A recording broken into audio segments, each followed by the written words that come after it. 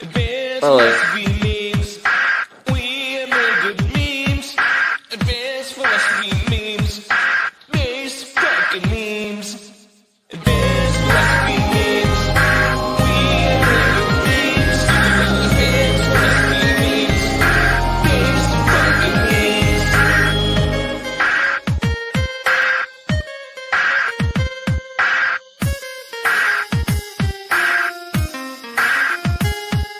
Shoutouts to Ingredients, D-Plum, Boy Scott, Pedro, and everyone else that engages on my posts, etc.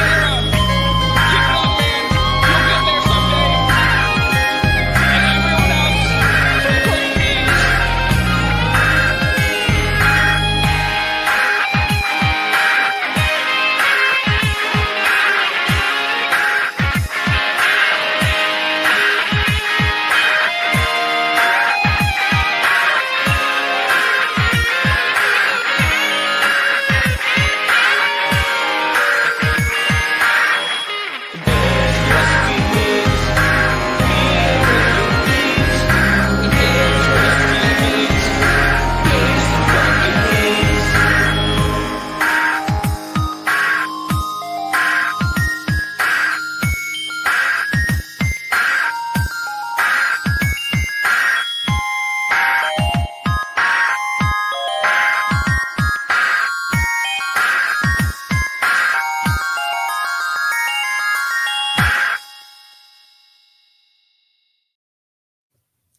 What's there's up, this everybody? whole Transnistria thing. Yeah, that's true.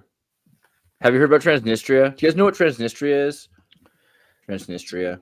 Part No. of Moldova, and it is the Russian separative part, and it is the key part between where natural gas from Ukraine enters into Europe, as well as Transnistria has the electric power plant of Moldova as well, and they're threatening to cut off the power as well as the Ukraine from Russia and from Transnistria into Moldova and the rest of Europe right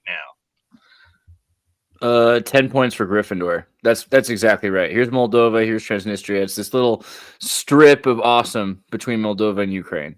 Bottom line, right? And as the Ukraine's been invading Russia, literally, which is crazy because they're always telling you it's the other way around. Yes, but the other Ukraine's part actually to this is the gas enters into the gas pipeline in the Kursk region, the actual one portion that the Ukrainian forces did invade of Russian proper and that they still currently occupy to this day. And you are 100% right with that, Andreas. It's pretty crazy. So, I mean, yeah, I think BurnEye summed it up pretty good, but that's something that's going on in the world right now that's kind of interesting. I don't know if you have any thoughts about that. I want to lead into. There's a reason why I want to lead into this, but what do you guys think about World War III or whatever's going on right now? I saw a really thoughts funny about the video. worldwide conflict. I saw a funny video. Okay, It was I like, quickly do have to put into that.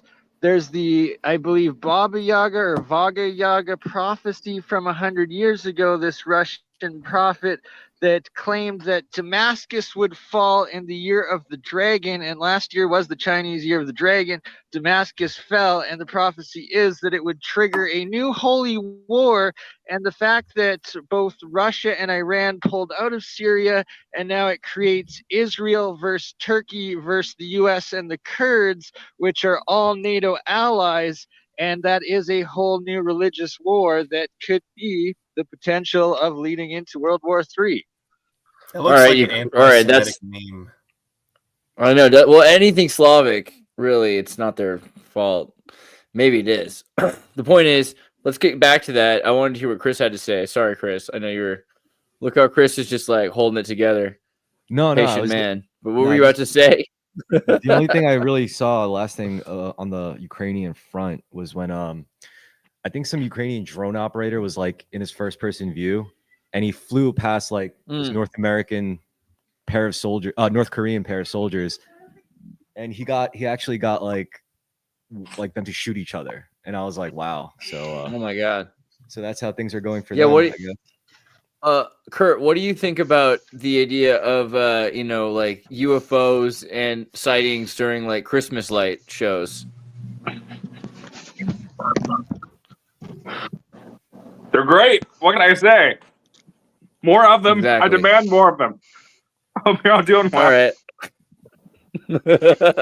Merry Is that Christmas, Happy New Year's. Food Happy or- New Year. What happened what with you got on these your face? light shows? You okay? I'm great. I have chow mein in my lap, and it's about time for my daily swim. So I Do don't you know. have sunblock on your face, or do you have sunburn on your face? Probably both. Wow, bro, Respect. are you in like the beach towns of Southern America, like Southeast America? Yes, I'm on Emerald Coast. There are no coral beds here, but it's still beautiful. It's very clear water most days. A little chilly, but manageable. And Safe. You see any drones out there? no drones out here. It seems pretty chill. Again, they have fog down there, right? Yeah, how are you going to Fog. see drones when there's cloud cover over every major population center in the world right now? How are you going to? No, I don't know. How are I'm you o- going to see them? I'm okay with not knowing things. And I've come to that conclusion. Well- It's just okay. Well, speaking of January 6th, what did you want? Andrew and earlier and I were talking about disclosures. There's a whole thing there with this idea that disclosure is coming. Everyone likes this idea of gradual disclosure. I think Blink-182's first major hit song was All the Small Things or something like that. What do you think about January 6th, gradual disclosure? What do you believe in? You believe in something? What do you think, Andrew? Everything is going according to plan. At least that's what they say. Wait. Yo, I don't know if I could trust Okay, Dr. I thought Greer. there was like a sync lag. Can't trust Dr. Greer. What? Who said? Look at him. He's ripped. Like that doesn't sound like a maybe though. Maybe he's His like NASA untrustworthy. connection is dubious to me, but Look at him. He I looks mean, like it a was- fucking reptilian, yo. He does, Or but like an he's a amphibian. reptilian I Fucking lizard. like. Maybe I like a that lizard, reptile, dude. like a turtle. He looks like a turtle more than a bird. You know. but what if I he's think. like a Benedict? He's got that Arnold herbivore smile. to the aliens. Why would? How could you be a Benedict Arnold to the aliens? You know, like wouldn't you have to be working for the aliens because they're the only ones going to let you talk? I mean, we're talking about Clockwork Orange, DMT elves, Clockwork elves that can like control your body, use you for existential pleasures. And Look at him fervors. right there. He's saying to us right there in that picture. He's saying, "I work for the bird people." Well, I bring this up right now because like The world is he's a the- reptile. aside from like Luis Elizondo, like this Greer, Dr. Greer is the one who's like really saying like, "Oh, disclosure's imminent. Disclosure's imminent." It's like, okay, Dr. buddy, like I'll Greer, believe it when I If see it. there are mantids, Dude, it's I all say going Dr. down right Greer now. is a mantis alien. Does he not look like a mantid? I say if there's mantids, Greer's got to be one. You think he's a mantid, not an amphibioid? Okay. I mean, I think we all agree. Yeah, we agree. He's some kind of starseed, and he's probably not that much of a mammal. Like he's only sort of mammal. Avian. How about we like trash talk a dead president for a minute? So like, I think he's Jimmy a Carter- breatharian, dude. All right, What kind of Jimmy Carter.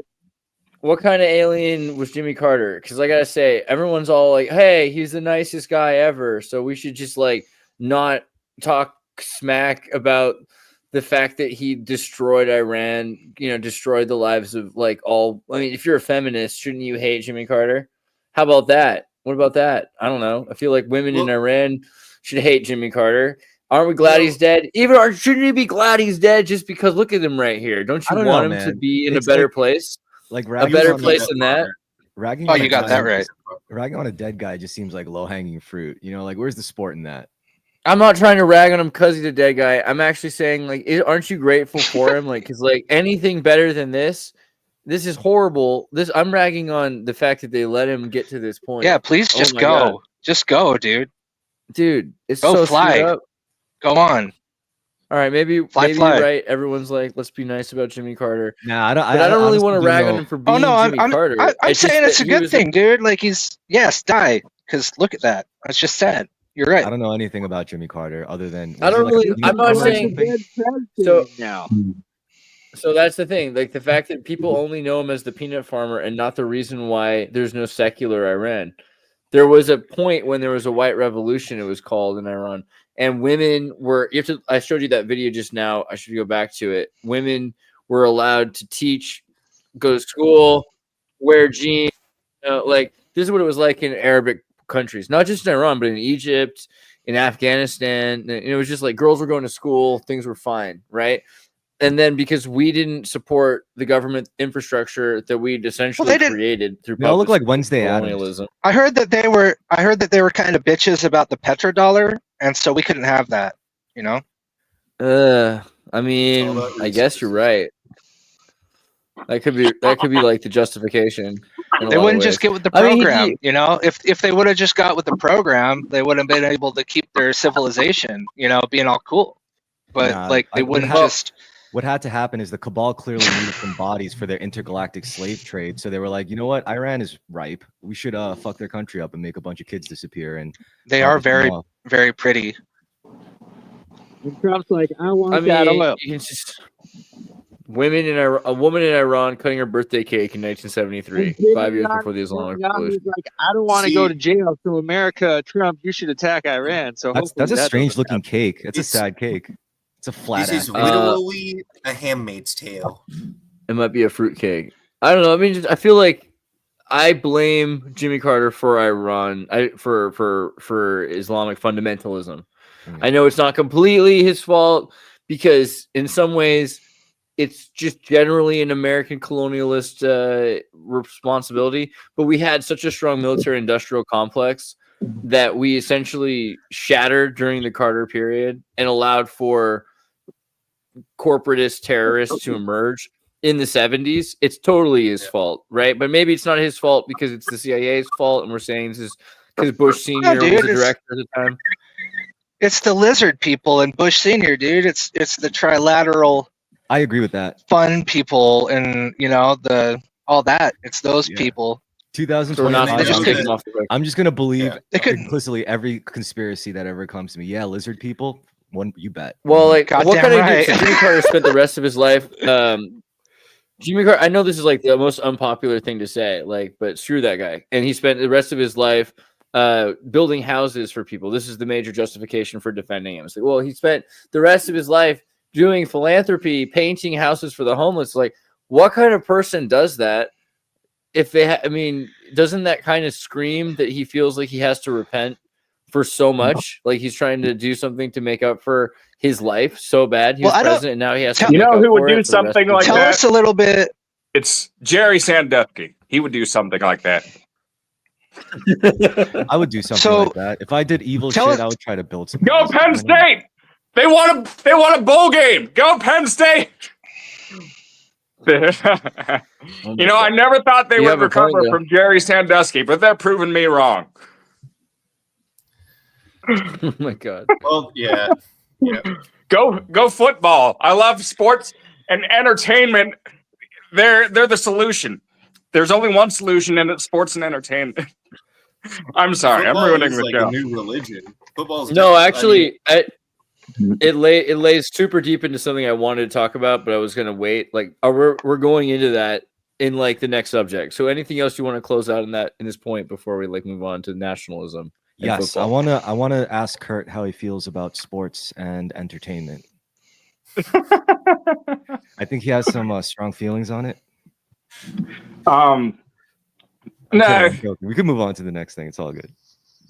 All I know about this is Jimmy great. Carter This is is that I heard that Jimmy Carter, all he did was basically just roll over and do everything he was told. Like a lot of presidents had like independent visions of like little narrow things they wanted to do, like little visions of like what they were allowed to do. But Jimmy Carter was just like roll over. I'm a kitty.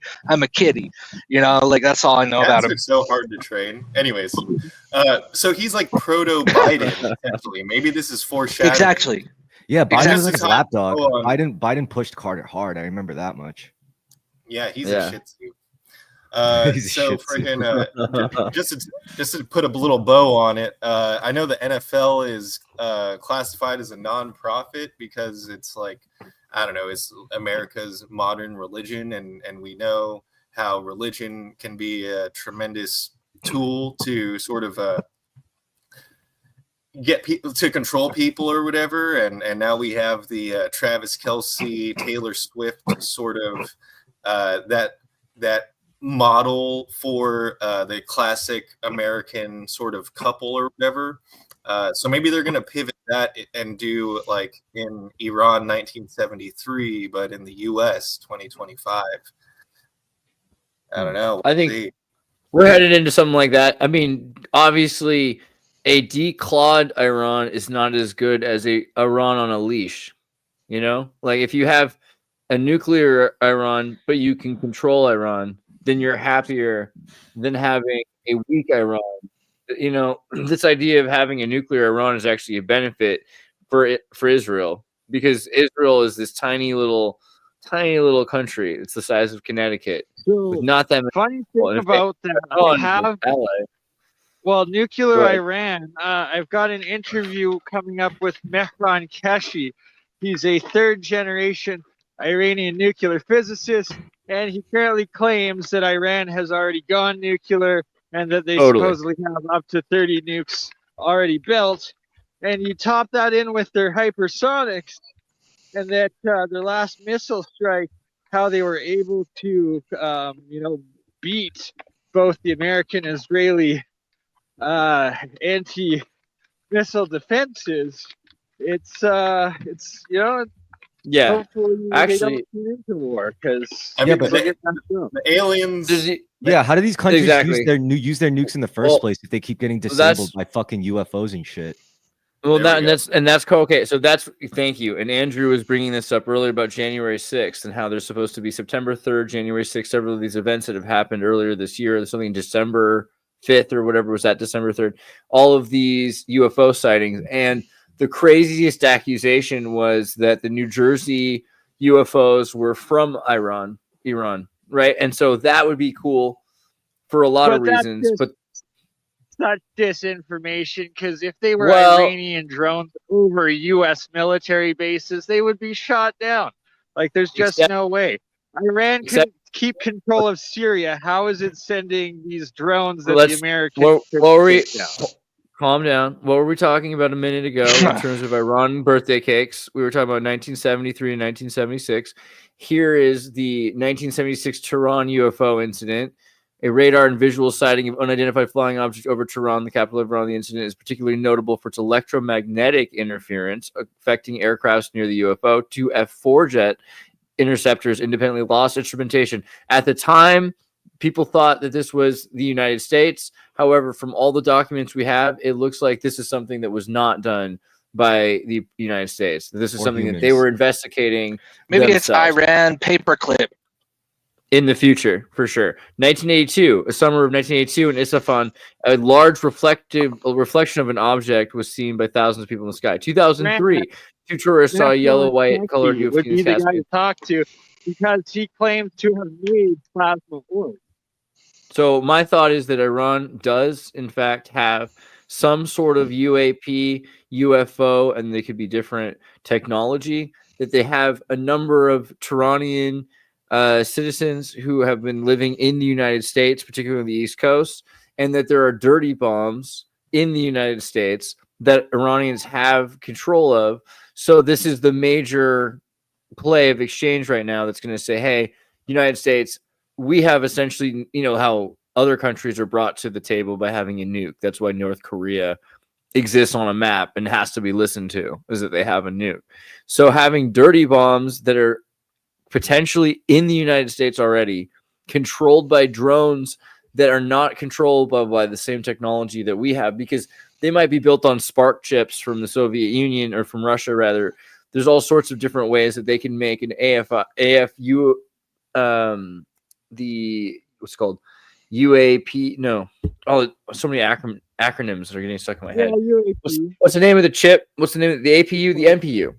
The UPU, so a universal processing unit. I'm sorry, so the universal processing unit, which is in between a graphics card and a processor. and it's able to do artificial intelligence enough so that it can 3D scan an area, know what the maps are already restored on the system, and there's no radio, so you don't actually have a jamming capacity to jam this thing, and it can fly. I mean, there's ways that Iran might have more interesting drones than we have thought of before. Some kind of cheaper alternative to our technology that isn't hackable because it's self-autonomous. Claims to have So made you're saying these Iran? Well, they don't. plasma They don't have like technology. a. One at a time. They don't have like a fellas, one at time. deadlock.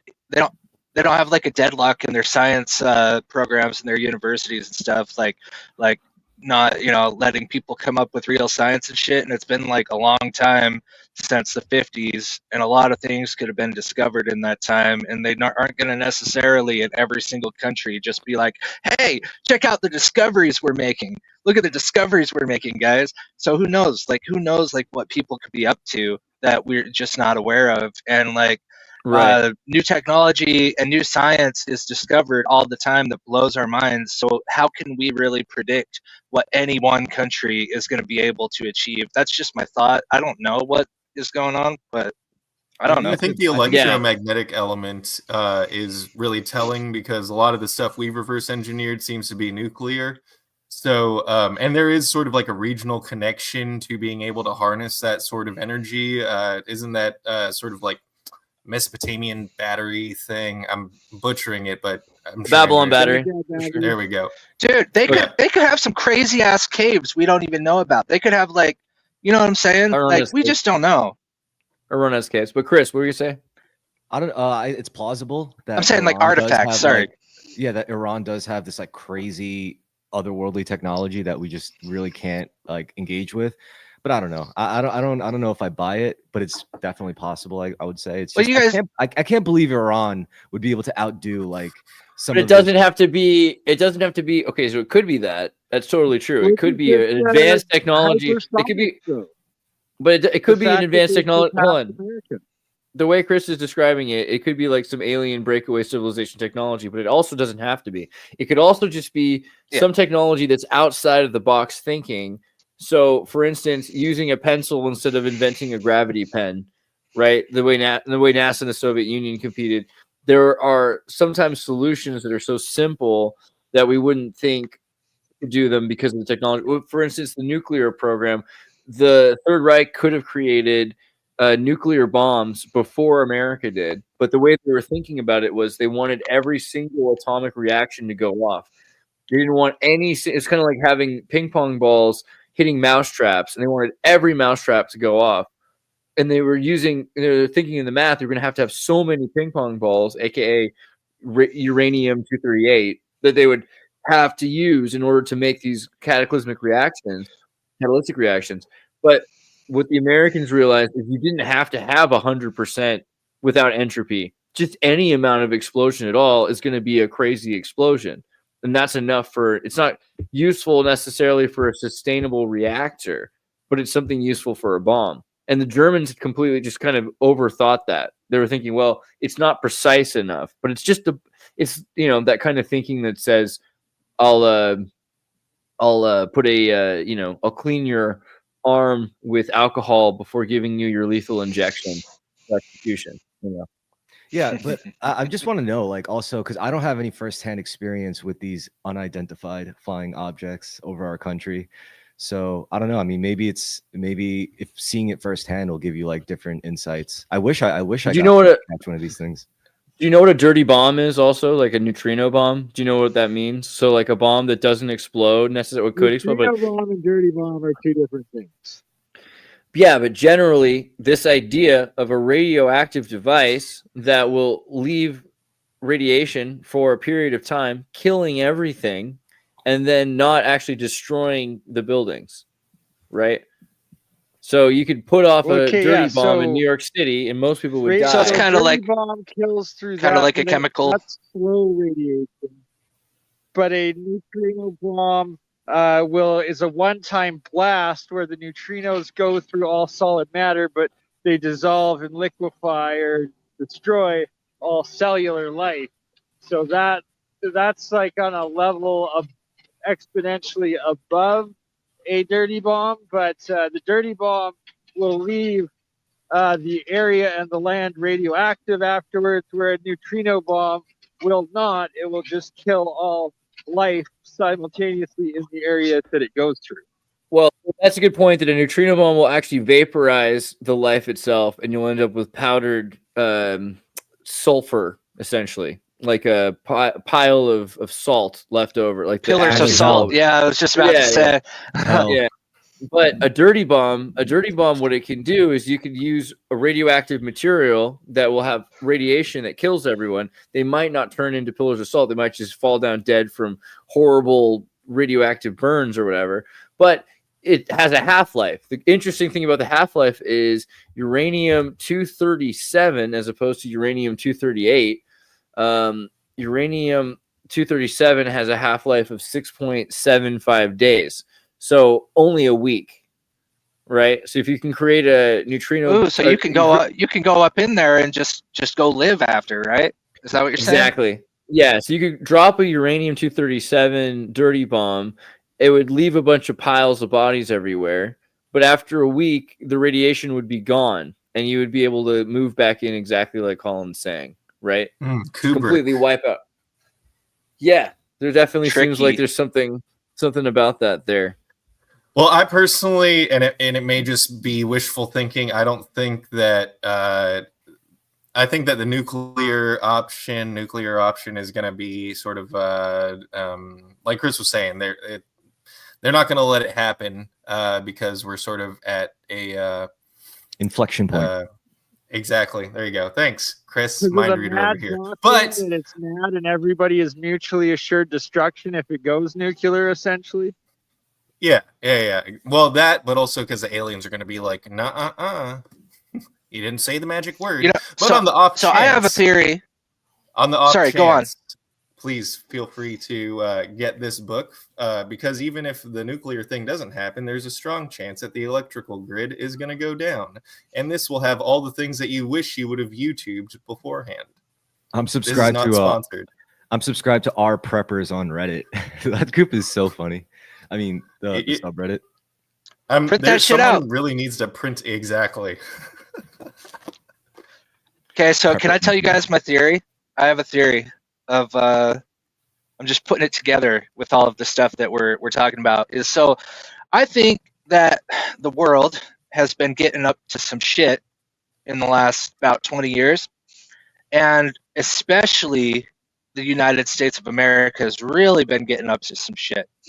And they've been getting up to some shit so much that shit is about to be like on the scene. You know what I'm saying? So this is like the calm before the storm, right? Because so if you have a bunch of new technology, you can't just roll it out, dude. Like if it's like civilization changing shit, you can't just roll it out. So everybody's like, oh, like Stephen Greer, he's like, oh, they won't give us the free energy and stuff. However, yes, they won't.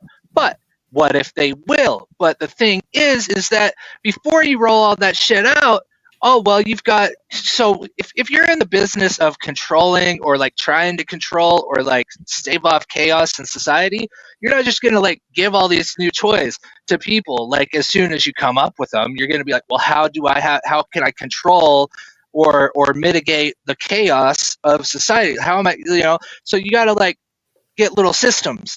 Right? And you got to come up with the systems. You got to put the systems in place. You got to get all of the infrastructure ready. You have to have the plans. You got to have the blueprints. You have to have all that shit before you can release it. And all that shit is now ready and just around the corner. But then the rest of the world that's been getting up to some shit, is like, hey, wait. You're not the only one, dude. That's been getting up some shit, and they may or may not have a problem. With hydrogen fuel and the hydrogen infrastructure, water-powered cars, as well as plasma and the fusion and cold fusion, right? Everything you're talking about is those three technologies and what it seems that they've been doing behind the scenes, and hopefully is the case, but that they're trying to monopolize the hydrogen, where the same petroleum companies that sell us gas will sell us our hydrogen, and you go to a hydrogen. Yeah, you can't just give out free candy, dude.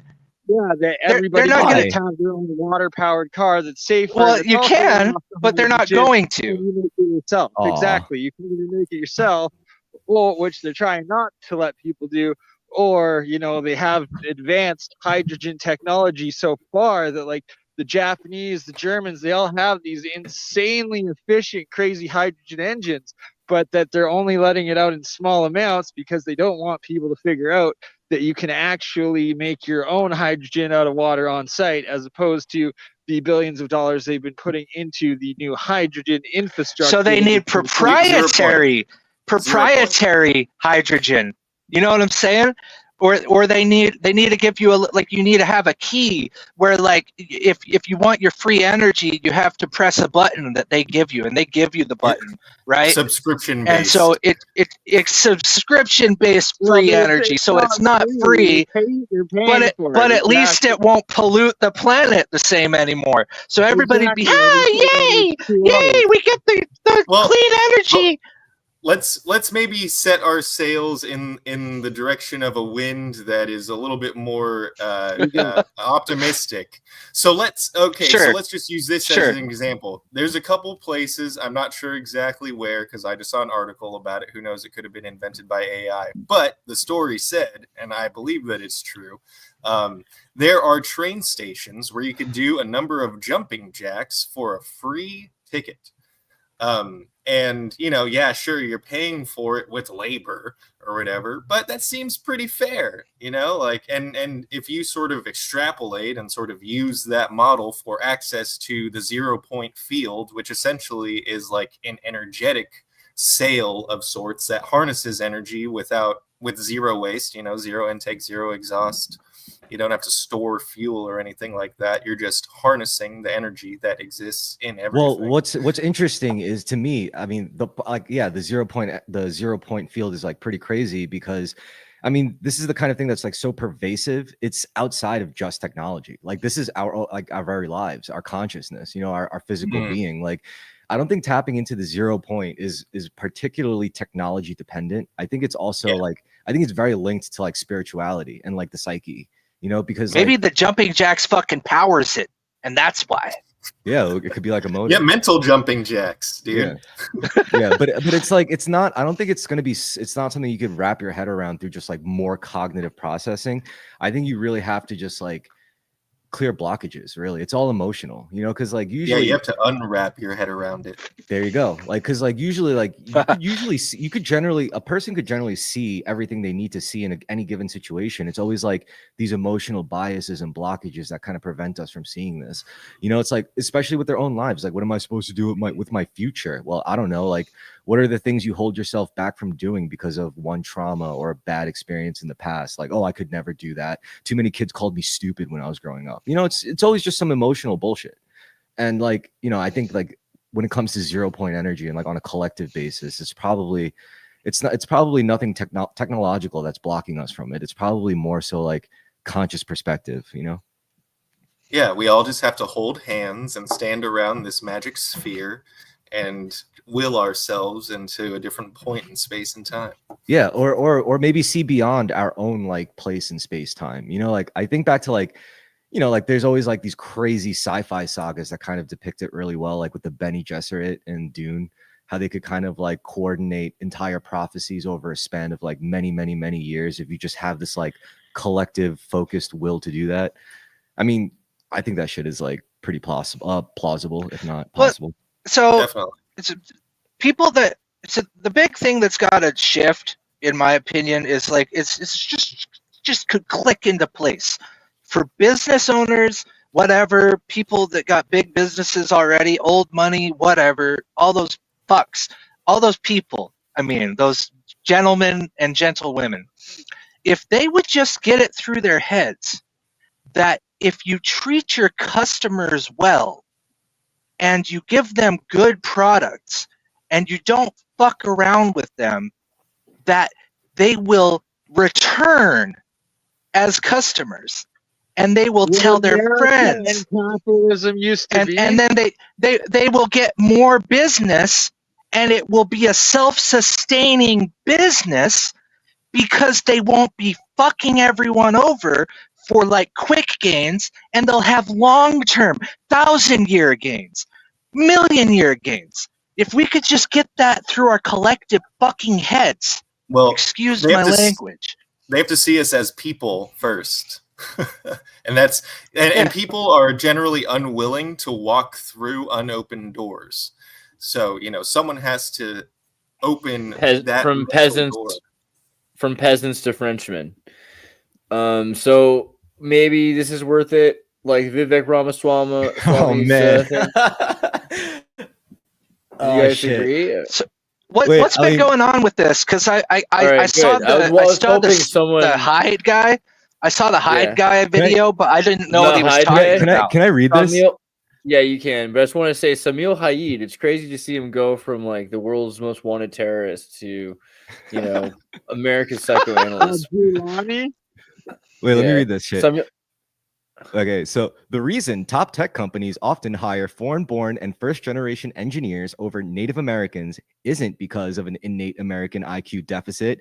A key part of it comes down to the C word, culture.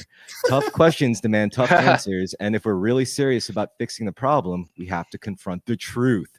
Our American culture has venerated mediocrity over excellence for way too long. That doesn't start in college, it starts young. A culture that celebrates Go away, the prom queen Peyton! over the math Olympiad champ or the jock over the valedictorian will not produce the best engineers. A culture that venerates Corey from Boy Meets World or Zack and Slater over Screech and Saved by the Bell or Stefan Word. over Steve Urkel in Family Matters will not produce That hits the best hard. engineers. More movies I can't like believe he went Dated there. references. more movies like Whiplash, fewer reruns of Friends, more math tutoring, fewer sleepovers, more weekend science competitions, fewer Saturday morning cartoons, more books, less TV, more creating, less chilling, more extracurriculars, less hanging out at the mall. Most Who hangs normal out at the American mall? most normal American parents look skeptically at these kinds of parents. More normal American kids view those kinds of kids with scorn. If you grow up aspiring to normalcy is what you will achieve. Now close your eyes. Go away, Peyton! Now close your eyes and visualize which families you knew in the 90s who raised their kids according to one model versus the other. Be brutally honest. Normalcy doesn't cut it in a hyper-competitive global market for technical talent. And if we pretend like it does, we'll have our asses handed to us by China. This can be our Sputnik moment. We've awakened from slumber before and we can do it again. Trump's election hopefully marks the beginning of a new golden era in America, but only if our culture fully wakes up. A culture that once again prioritizes achievement over normalcy, excellence over mediocrity, nerdiness over conformity, hard work over laziness. That's the work we have cut out for us rather than wallowing in blah, blah, blah. America can do it. Great. Fuck, this guy's such an overlook asshole. the, I could I see hate this guy. What a dated. Really? Yeah. I was gonna say, what did he? Is anything he said wrong though? Can we at least go No. start with that? Like, one word. It's not. wrong in By that? 1995 I could see. standards, I it's could see incredibly why. based. Why. I could see why reactionary kind of people, I guess is the word people use or whatever. Like all they'll hear is India good, America bad. But like, no, he's saying like there's hope. You don't have to be a fucking dumbass. Like you don't need to. Don't anymore. Yeah. Stop it. You know. Right. So there's Why are a silver people choosing to lining be in gay? that. I get the message, but I mean, it's there's like this saying that's making its rounds. It's that people who claim to be brutally honest appreciate the brutality maybe a bit more than the honesty. I think authentic honesty is great, and this guy might be leaning into his, revenge of the nerds, like flexing his mental nuts a little bit. But I mean, I think it's a maybe it's a. I like this what he said. He's clearly fed up. He's not trying to be a measured and like meditative experience here. He's just like, bros, like don't be dumb.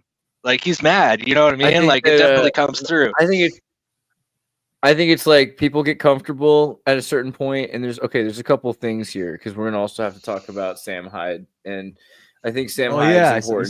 You saw his message to Elon Musk. Yeah, I saw that, and I didn't even know what he was talking about.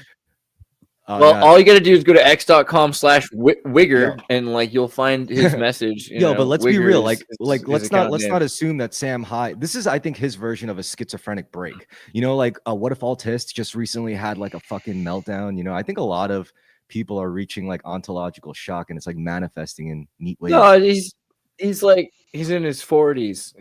Like I think it's just he's from Connecticut. Like this is what he's really like, Yeah, and he's Is he leveling. cosplaying Trotsky right now? He broke character. He is kind of cosplaying Trotsky, but that's not. It's actually put yourself in a man's shoes kind of thing, Andrew. That's the thing. I think a lot of the neoconservatives are Trotskyites. They all are. Whether some of them are self-aware or not is kind of the issue. But more importantly, there's an important debate here about what is education and whether or not, because some people, a lot of the working class, the proletariat, the petit bourgeoisie even say that education is to get a job, and it's not, right? Education is to better oneself. And the elite understand this. The elite can go to school at Yale to study clowning and Joker history, and they can leave without a degree that matters to any sort of job, but a degree that matters to themselves, something that helps better themselves. And so this is also a debate being had. Here's someone accusing him of saying, hey, you don't really need to focus so much and emphasize so much on the worker, because the worker is only valuable to an exploitive corporation. Like it's a psychopathic personhood, an immortal psychopathic personhood that's possessed by demons that likes to consume the life of the innocent. That's the only kind of thing that we're interacting with when we say the benefit to your state is a well-educated populace. And instead of saying, well, hey, we want people to be able to just choose to be what they want. Once you reach the point that your parents have a place for you in America, that your family have established themselves, colonized in America, you should be secured and have some sort of autonomy, some autarky. That's all taken away. That's the issue. They don't want anyone to have any sort of autarky. And this was the way of things in times before. People were able to establish themselves and have a village. Like clans. And that village clan would exist. And then you could speak whatever language you wanted to. You could exist however you wanted to. This was a quilted civilization. And eventually came lords, because you had highway barons with tariffs for the roads, but then you had lords that exploited each serfdom, right? And so Trump with tariffs?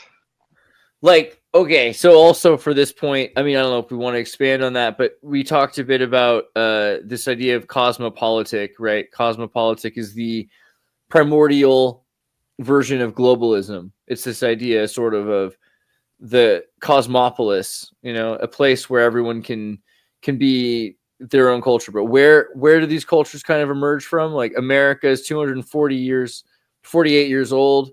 Germany is 75 years old. Canada is 157 years old. When you start to look at the maps and you see where people were, you can't just say France is France until Napoleon. And even then it's like 1910 where people start to speak French.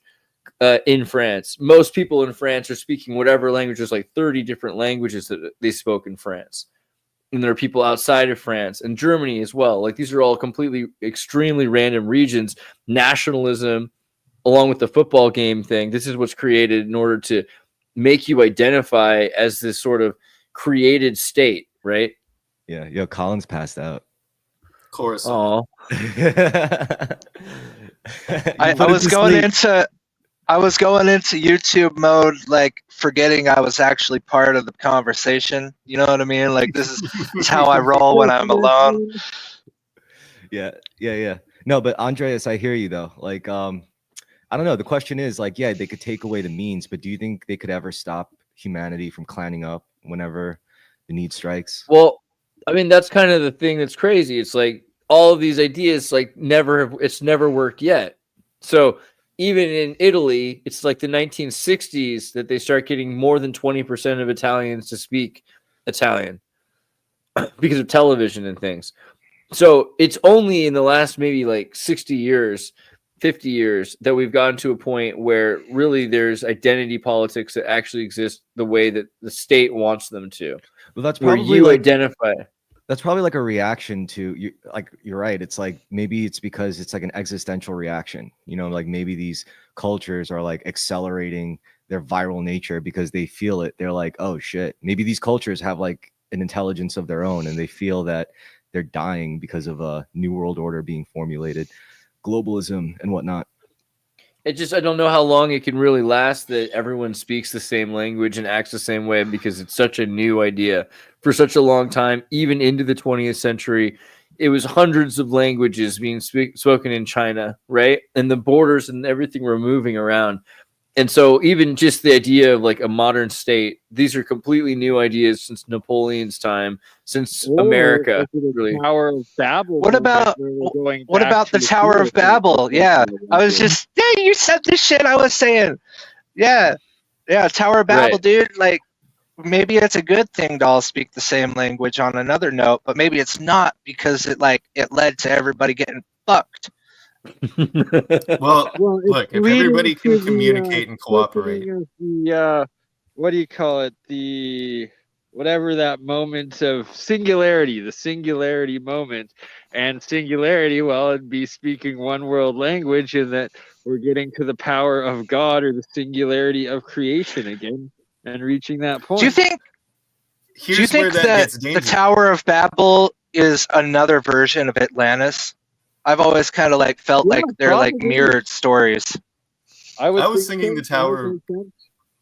The fall of the tower, to me, also could have represented the splintering of being able to communicate mentally to communicating verbally. Yeah, Yeah. that's another piece of that puzzle, bro. Another thing you could consider is like maybe the Tower of Babel was like a dimensional thing. You know, like people were able to see Yeah. like perceive like shapes, you know, like geometry, and then make that like. I think it was a portal. Yeah, I think it was a portal, dude. And then when humanity, or when a large enough population can actually collectively see further than their own like present moment, and can actually all think like I don't know, like quantum beings, you know, they could all. Exactly. Yeah, and then that fundamentally changes humanity in a way where it's like individuality starts to really like become either evolved or just completely irrelevant. And It that has could to be actually, evolved, because you would have to no longer lie to yourself or lie to others to be able to become part of the collective. So it's like those And the that are thing is- shady would like seal themselves, and the rest of but then that society could would cause, go but that could into a cause the tunnel. destruction of humanity if humanity does Exactly.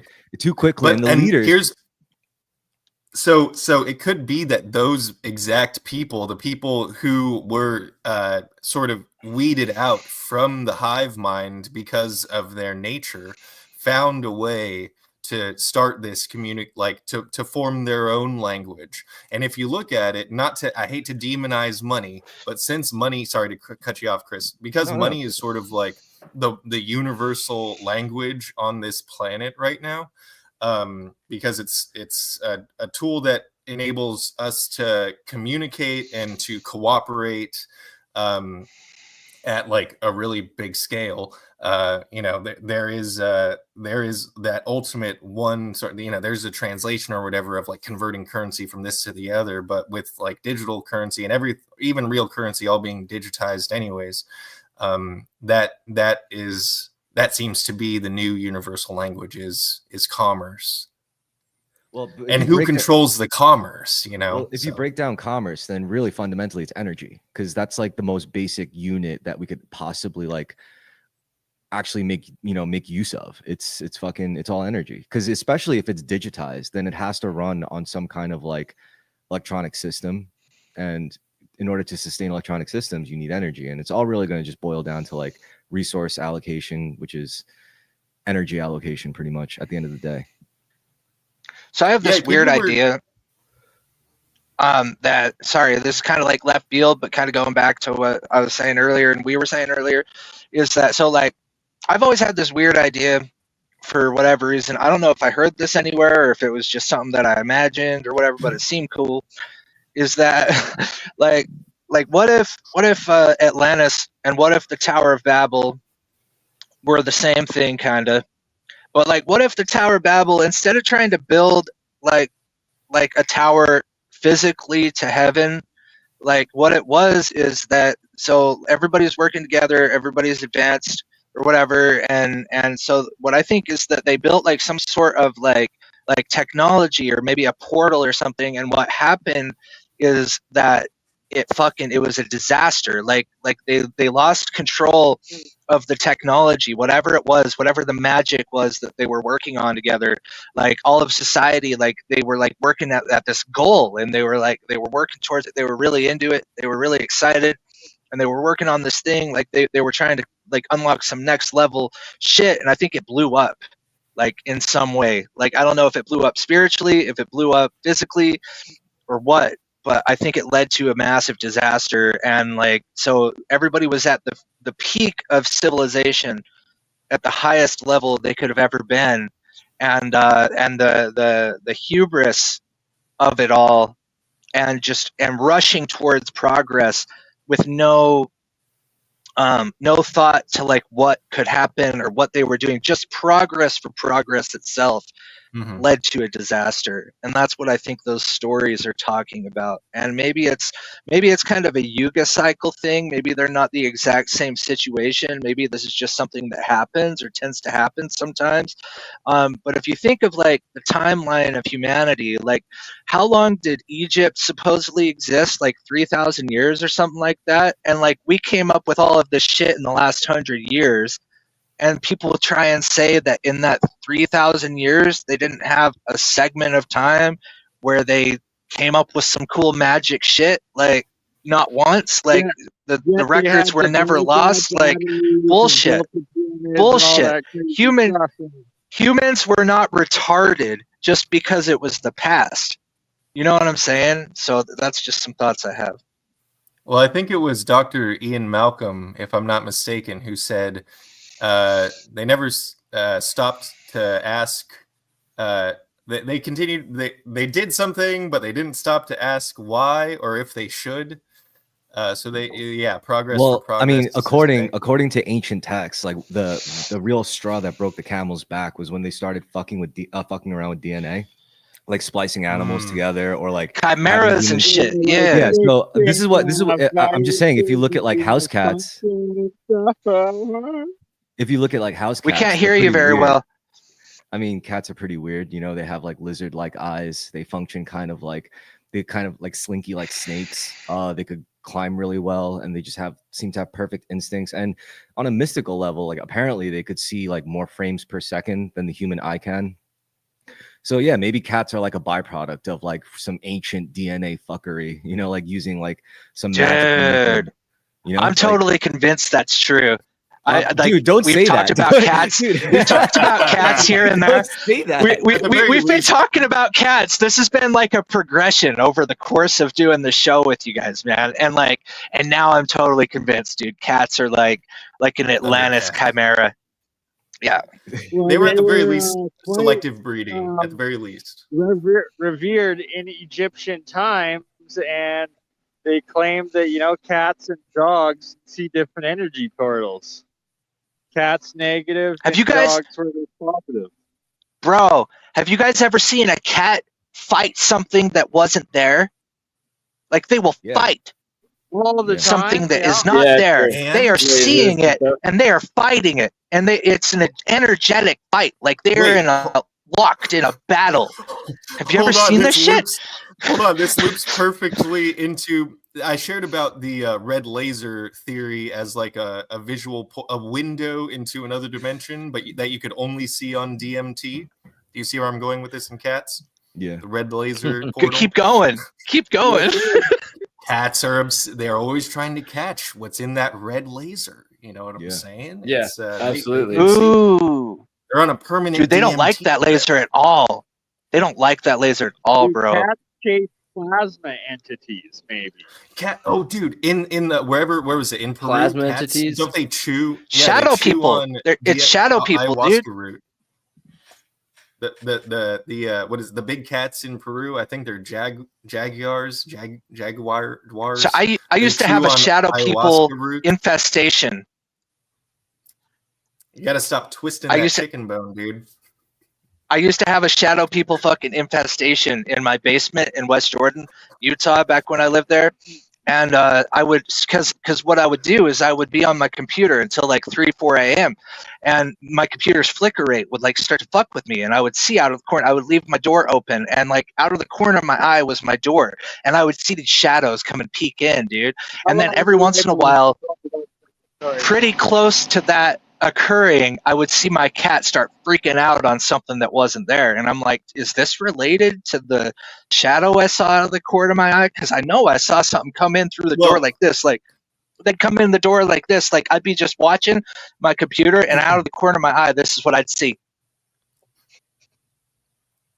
Just like have you that. seen that? Have you seen have that the gift. psychological experiment where it has the faces that just flip, and you stare at the dot in the middle, and the second that you start looking at the second that you start looking at the dot, the faces in the peripheral start to look really twisted and demonic. Anyways, that's just a touch on that. Dude, But hold on one that's second. Let cool. me just finish my thought Okay. real quick. Okay.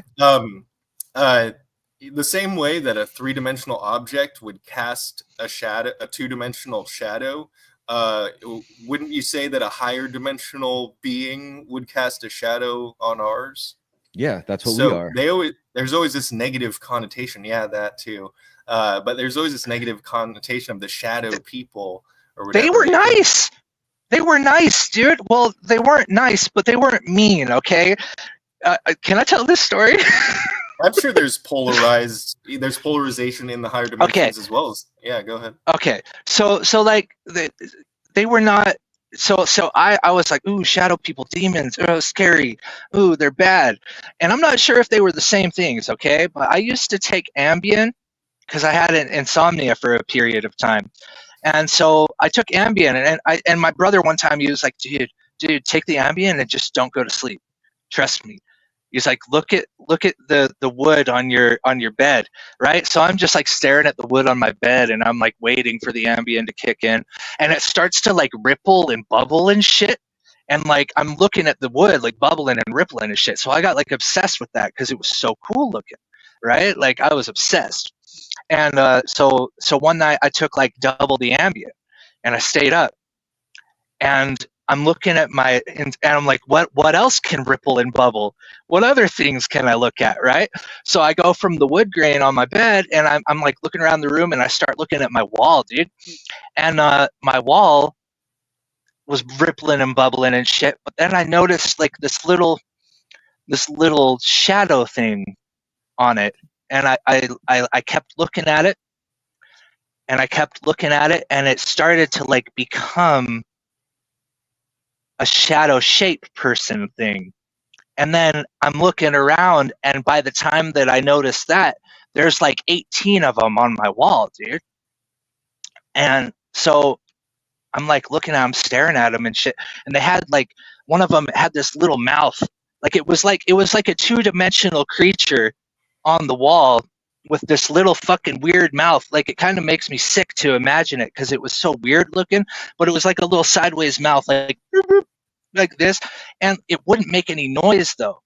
All right, but I could hear it, and I'm listening, and I'm tripping on this Ambien, dude. But I'm just like looking at these shadow things on the wall, dude, and it's like, boop, boop. You're not supposed to see us though. Like it says that to me. It's like, dude, and they're all like, yeah, man, yeah, like this actually isn't supposed to happen right now. You're not supposed to be talking to us. Like, you're cool though, but like we're going away now, and you're never gonna see us again. So don't try. And I'm like, bullshit, man. You guys are cool. We'll be friends, dude. Like, and I'm like talking to him. I'm like, dude, I can like prove to the world that you guys exist, and we can come up with science, and we can be friends and shit. So I go to bed. I wake up the next day. I tried to take Ambien, and in the future, never saw him again. Not once. Well, Yeah, they actually, closed that it's door about I'm that. more interested in when you said it. Oh, yeah. It kind of made you sick. That reminds me of like this little. I think it's a story like Escaping Flatland. It's about this two-dimensional being that lives in a two-dimensional world, and it makes contact with a three-dimensional being. And the three-dimensional being could apparently like see everything, you know, within the two-dimensional world. It could see the inside of a two-dimensional being. It could see its thoughts. It could see everything. And it's like the idea is, I guess, like if you were able to see people from a four-dimensional perspective, it might make you sick because you'd be able to see their surface, their insides, their, you know, their whole period of life from when they're born, like a fetus, to when they're like a rotting corpse. Like you could see all of it at once. So, I just thought that was interesting. I think maybe nausea or like disgust would be like an immediate reaction, Yeah, but so it was weird because it was the mouth that made me feel sick, but the rest of it was like warm and nice, and like they were very calm and peaceful creatures, dude. Like extremely calm. It's like, and you just got the sense, and I don't know if I really saw him, dude. Like I was on drugs. You know what I mean? But this is an experience I remember enough to report it. And the thing about Ambien is you wouldn't remember shit, but I remember this, and like you'd wake up the next day and maybe you'd remember a little bit of the bubbles or something like that. But like if you went and did anything, if you stayed up for like 2 hours, it's really bad, dude. Like don't do it ever. Like they're gone. They left. Trust me, they're gone. So just anybody out there, don't try it. But they I think they were the shadow people. Maybe they're a different shadow people than the hat. Then they're maybe it's not the Hat Man shadow people, but it was a shadow people. I'm sure there's as many different shadow persons as there are types of extraterrestrials or paraterrestrials or whatever you want to call them. And the fact that there are these beings that exist in a higher plane of consciousness really makes me wonder about where the pilots of these UAPs, not the ones that are from here, not the like man-made ones, the ones like that bloop into the sky, that fold away. Orbs. Well, have you seen that shit? Yeah, I know. And I would even argue that there are man-made craft that can accomplish that same feat, but it's replicating a different kind of technology from a different kind of civilization. Where or when they're from is a different kind of existence, probably, bro. Yeah, well, there is that too, because there's all the there's the levels of consciousness, and then there's the levels at which consciousness interfaces with material. And we can recognize, and the thing that sort of like makes us afraid of them is that we're low on that totem pole as far as the interface of consciousness and matter, and that they have a higher grasp of it. Well, maybe we're lower, but also higher, because so say everything is a continuum, right? And so we're just on a slice of it, but it's like, say this is reality, right? And this is where we are. We're right here, yeah, okay, right? Yeah, imagine, but they're over there, right? But we're we're on the highest level and the lowest level of where we are at the same time. Sure, I'm visualizing a mass that is like a pole with like a weighted ball on it. It has the same mass, and their ball, their center of gravity is higher on the pole, and ours is lower on the pole. They occupy the same sort of space. They have the same spiritual zone, right? Yeah. But we carry our weight lower on the staff or whatever. Definitely, we're heavier than they are, for sure. Or they can we're even fat imagine fucks. themselves to be lighter. I don't know. Time dilates around dense objects, and if you could dilate time, well, maybe they have fat people that they would consider fat in their little existence, right? But like to us, they weigh less than hair. Yeah, but they're the fat fucks. Their consciousness is gluttonous. Right.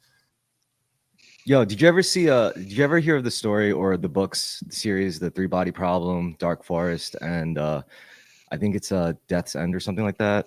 Yeah, you guys told me about the Three Body Problem, but I listened to only the first 2 chapters of it. I need to dive back in. No, it's all good. There was this one part of it that was like crazy to me when I think about it. It's apparently one of the advanced species, they developed this weapon, and they're at war with humanity at this point. They want to like wipe out the solar system just to like wipe humanity out, because that's like, in game theory, like that's a directive in like any advanced civilization. If you see another one, you fucking wipe it out, because you can't account for their chaos of their conscious minds. So it's like, that's just the way that universe works. And it's like, this one species develops this weapon called the dual vector foil.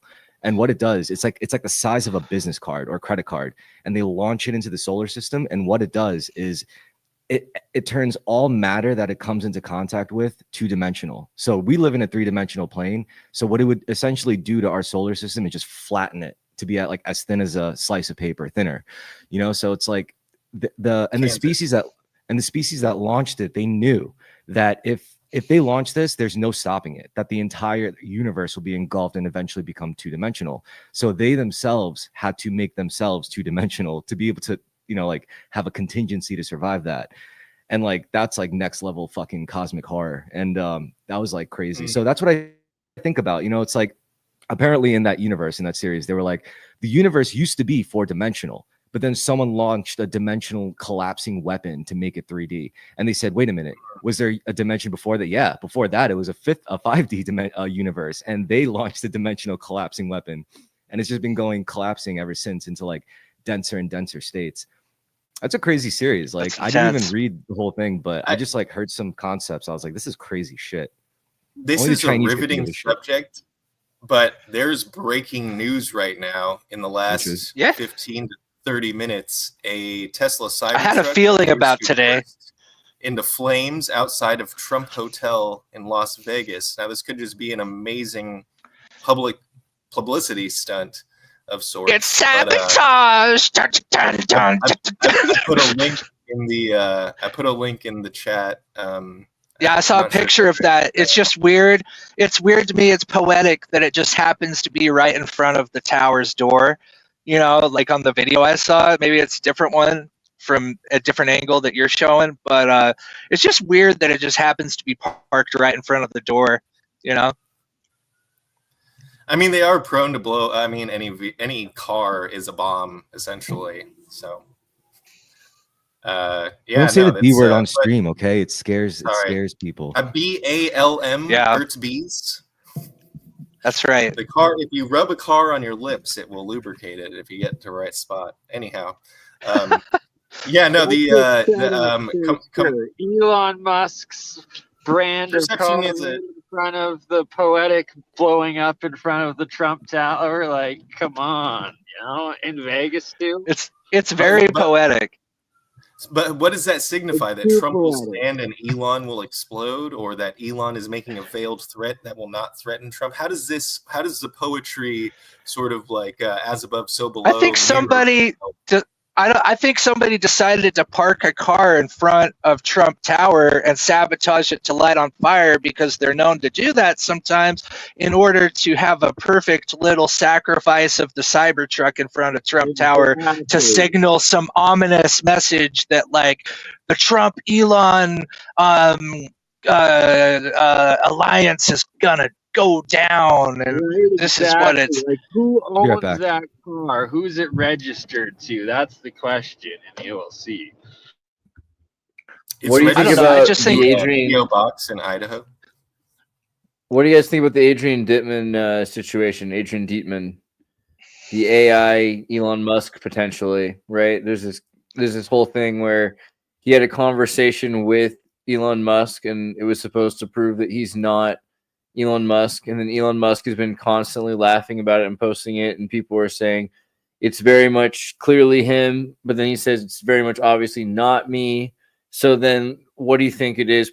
Perhaps this is an AI generated person created in the effigy of Elon Musk for the purpose of Elon Musk having killed people, right? Like creating a person out of thin air, basically. Hey, I've seen AI Elon Musk trying to get me to send them crypto, you know, on YouTube for like 3 years now. So, you know, totally. AI Elon nothing new.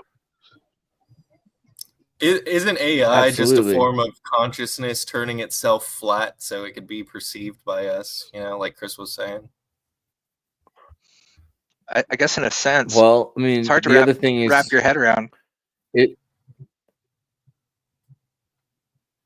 Maybe he's also just like not Elon Musk, and maybe he is just his own person.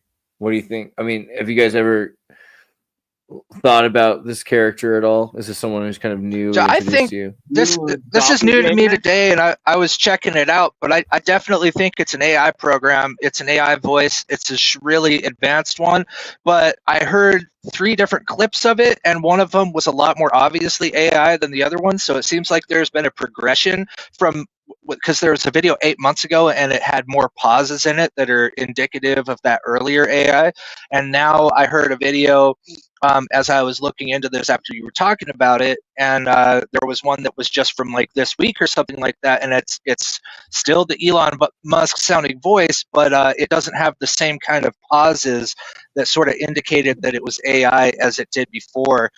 If it comes from the same location, if it comes from the same account, then I think it's all been AI and it's just progressed, and it may be just some sort of like viral marketing stunt for Grok or something, or maybe it's something more, maybe it's something unrelated to Elon Musk and he doesn't even know what's going on.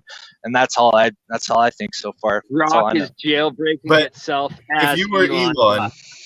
wouldn't you have your people train an AI to basically be a secondary you?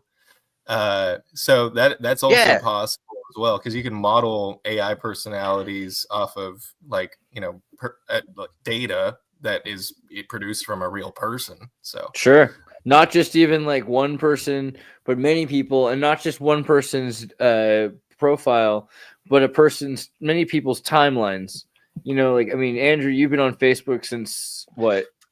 Before you were on MySpace, you were on Facebook, you know, like it's not forever. before, but definitely the early aughts. Yeah. Right. I guess that flipped around because it doesn't exist that way. Exactly. So you basically have been online long enough that they have a record of all of your reactions to so many things as you've changed as a person for decades. It's a timeline of how a person grows as a person. Well, right? I deleted one account and then MySpace got totally nuked. So, but I mean, it might exist somewhere, but sure. Yeah, they have your data. You don't have your data. It's somewhere. Yeah. I would love to That's see an AI. I would love to see an AI that's made out of my interactions on social media, because I had like a 5-year period that all I did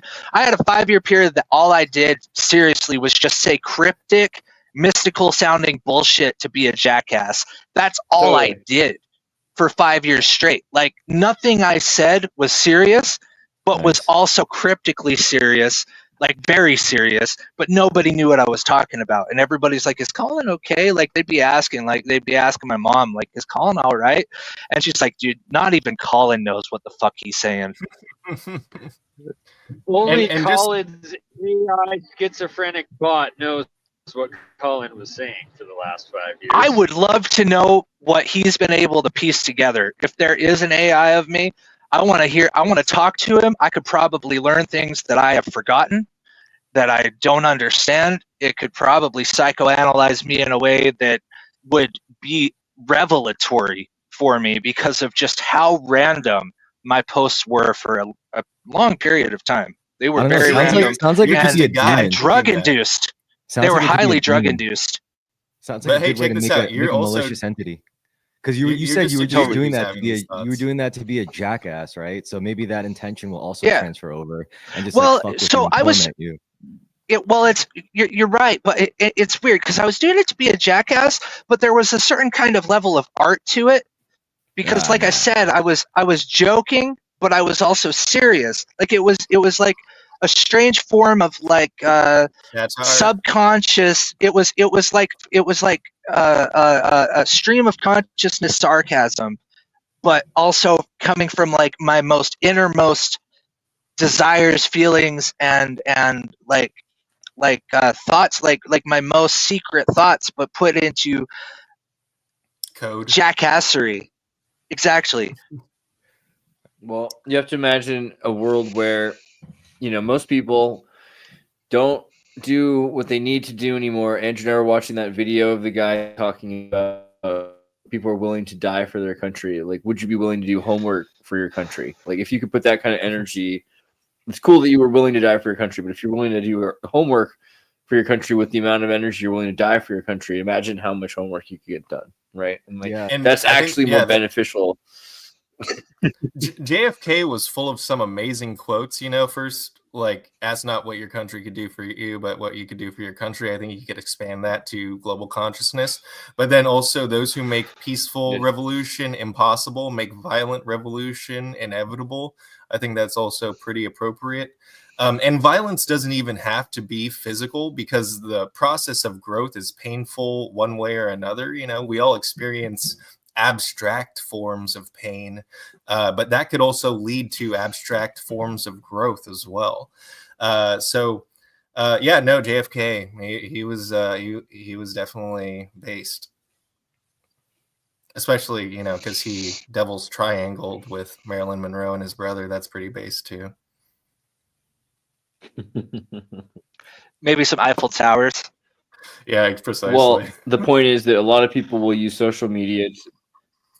People will use social media to get reactions. So it's like, you know, it's worth it what I'm doing because I made this song and it got 100,000 reactions, or got 10,000 reactions, or got 1,000 reactions, or it's got 100 likes or 10 likes. It's like the amount of effort. Oh, it doesn't matter. I do it for myself. It doesn't really, you know. So what they're doing is they're creating these kiln people, which could be sort of like, they could like your post for you. You know, that's basically the thing. It's like liking your own AI post from an bots that alt. like your posts, and then you'll be getting enough engagement from fake people that you'll be willing to keep posting things. Well, to Twitter. be fair, I never did Even though that you're trick not to talking to like. real Like a people. self. It's I like never did it really. It's like a like battery. spending billions on Twitter and then having a bunch of fake accounts like your stuff, or starting threads and instantly adding everyone who has an Instagram account to it. I think organic followings are always going to be probably like more distinct and noticeable, because like the more an organic following actually grows, then like a culture starts to form. You know what I'm saying? But like when it comes to Yogurt. when it comes to those like inauthentic bots, you know, that just pile up or whatever, they don't really form a culture out of that. But you know, when it's like when it's a bunch of degenerates, then yeah, they're gonna come up with some like neat fucked up memes that are just gonna take off and spread. Damn. Fermentation. Yes, sir. Well, Oh some man, like the alchemy old too. APM. Say what? Or even just the old APM, and it's curious Rest to in see peace. where things are going in the new groups, and just how social dynamics are unfolding. You know, there's always rebellion to whatever is like the mainstream narrative. So, Well, I mean, then you get this whole conservatives are punk thing. yeah, but that, you know, culture aside, I guess you just really have to like go through just experience, because that's really what people want. You know, they want like reflections of authentic experiences that you're having that maybe they necessarily don't have the strength or energy or time to actually do. So that's like, I think that's just really what it's about. You just got to like actually go out and do things, and you'll have plenty of shit to like make videos about, write about. You'll have all sorts of insight, you know. Oh yeah, the psych. That's an interesting wall of fog and clouds rolling in on you, Bernie. Right, and good old Alberta plains, and it's like 1:15 p.m. right now, and you can see the sun, how low it is on the southern, just facing south there, because we're so close to the winter solstice just happening, and within 3.5 hours, that sun is gonna set. But it's, getting paid time and a half, working snow removal and streaming simultaneously. What a good way to start 2025. Are there any reports of UAP sightings over on your side of the border? There hasn't really been too much, but I have seen like myself over the city a couple times what like appear to be potentially like sketchy. Could be these drones, it could be airplanes, who knows. But officially, no, there's been none in Western Canada, and for my knowledge, even Eastern Canada. That is a great way to that's start off. sort of No, I'm sorry. What were you saying, Andrew? Oh, nothing. Just you know, when you're watching a light in the sky, the thing that sort of distinguishes it from something conventional is it maneuvering in a way that defies our known Right, like it technology. stands still, or it seems like it goes like switching inertia back and forth sometimes, Yeah. like zigzagging and stuff. Absolutely. Yeah. We need more people looking up at the skies and less doing like New Year's Exactly. resolutions, you know? You got to spend less time in the gym, more time outside, like looking up at the skies with your phones out.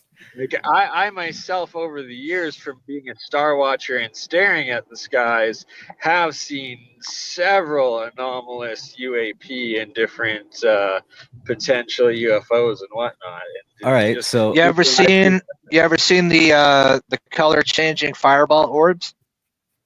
No. A buddy of mine's recorded them out in Headley, BC. I've seen them twice driving through the mountains through my life, and one time almost like kind of summoned one that was like doing CE5 and putting a laser into the sky. And it was like half in between that, like half like this artificial like meteor that like went right when I stopped the lasers. It like entered the spot where I started the laser, went across the sky super slow, and stopped and disappeared at the spot where I stopped the laser. And like that experience has stuck with me. Maybe it was just like, thanks, bro.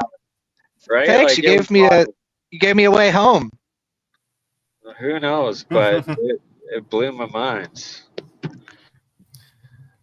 Do you does the color dancing. changing happen in a static position, or do you think it's like a Doppler sort of thing, like where it's shifting because of the direction of travel or whatever? So the visual. Oh no! footprint So that it's leaving? what I saw was just like an orb, and it was blue, and then it would change, you know, like with like it not like it's blue and now suddenly it's yellow, now suddenly it's white. It would fade from blue, but it was like a fireball, you know, and it was just floating around, and then there was 3 of them, and then there was 5 of them, and they were just floating around the valley in Salt Lake Valley for like 2 hours.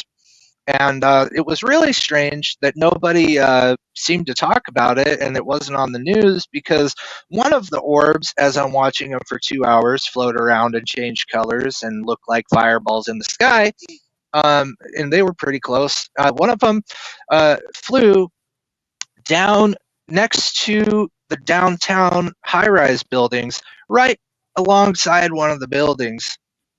Just flew alongside it, just saying hello to all the people in those like windows and the window cleaners and shit, but nobody said anything that I saw, even though that was pretty hard to miss.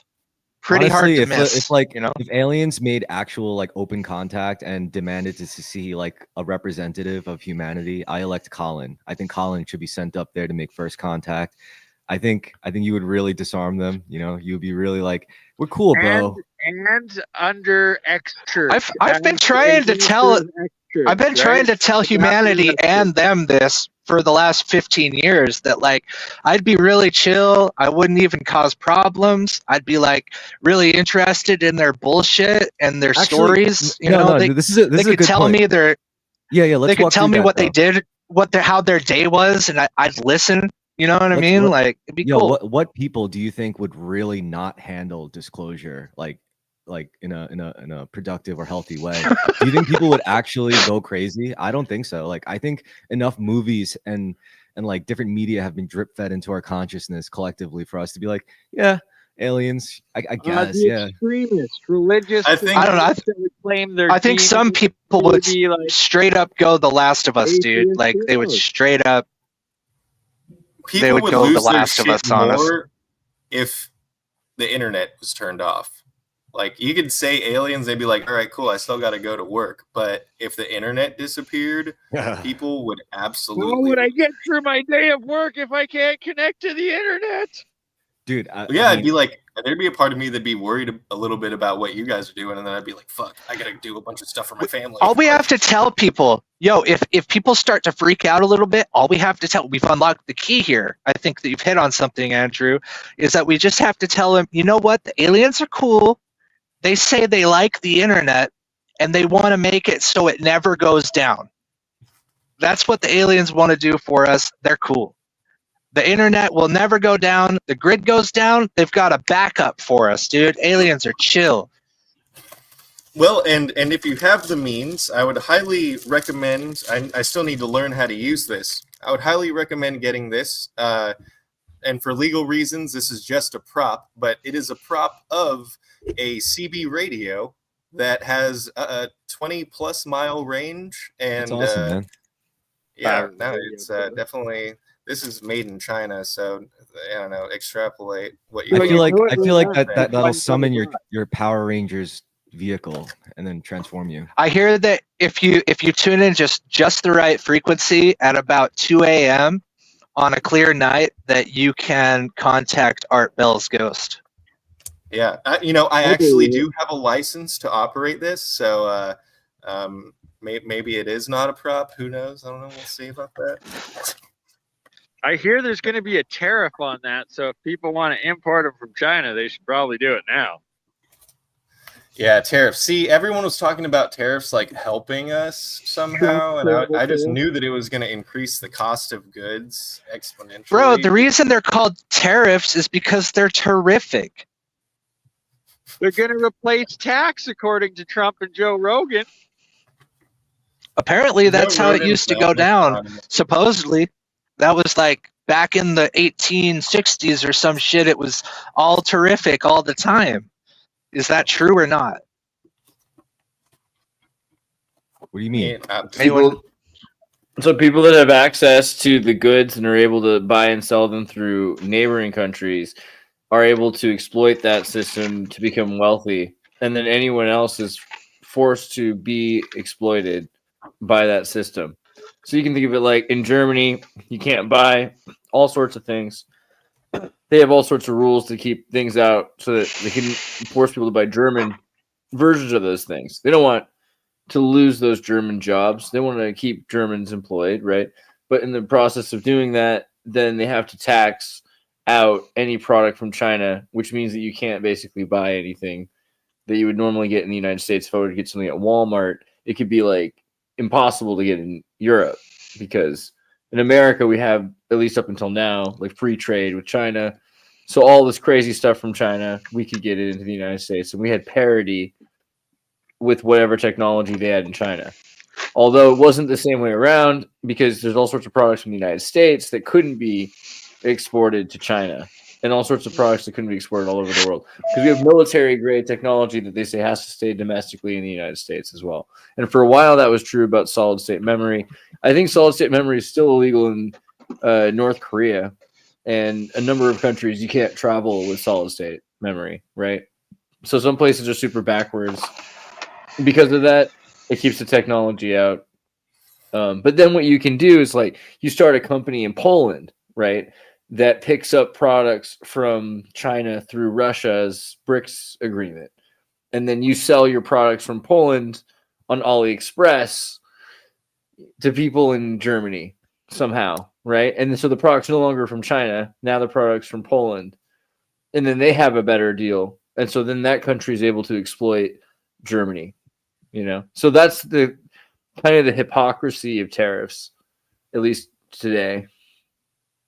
And those companies will always find a way around it, and then U.S., like you said, the domestic company, will find a way to exploit it. It happened in the 70s with motorcycles. There was a tariff on a certain displacement of cubic centimeter engines, and so companies like Honda or Kawasaki would ship the pieces separately, so they're not shipping a completed motorcycle over to the States. The factory in the States would put it all together, and then they could put it made in the USA, even though all of the components came from Japan. That's or on Taiwan, on my list, by the way, of 2025 things to do. I want to get a motorcycle.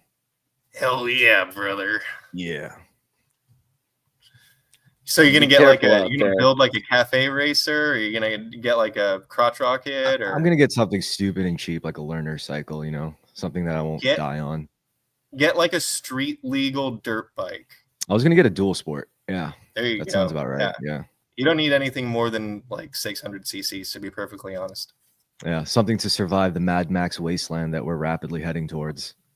Oh, dude, have you seen those electric dirt bikes? Those things Yes. are freaking Oh, those are badass. instant torque too.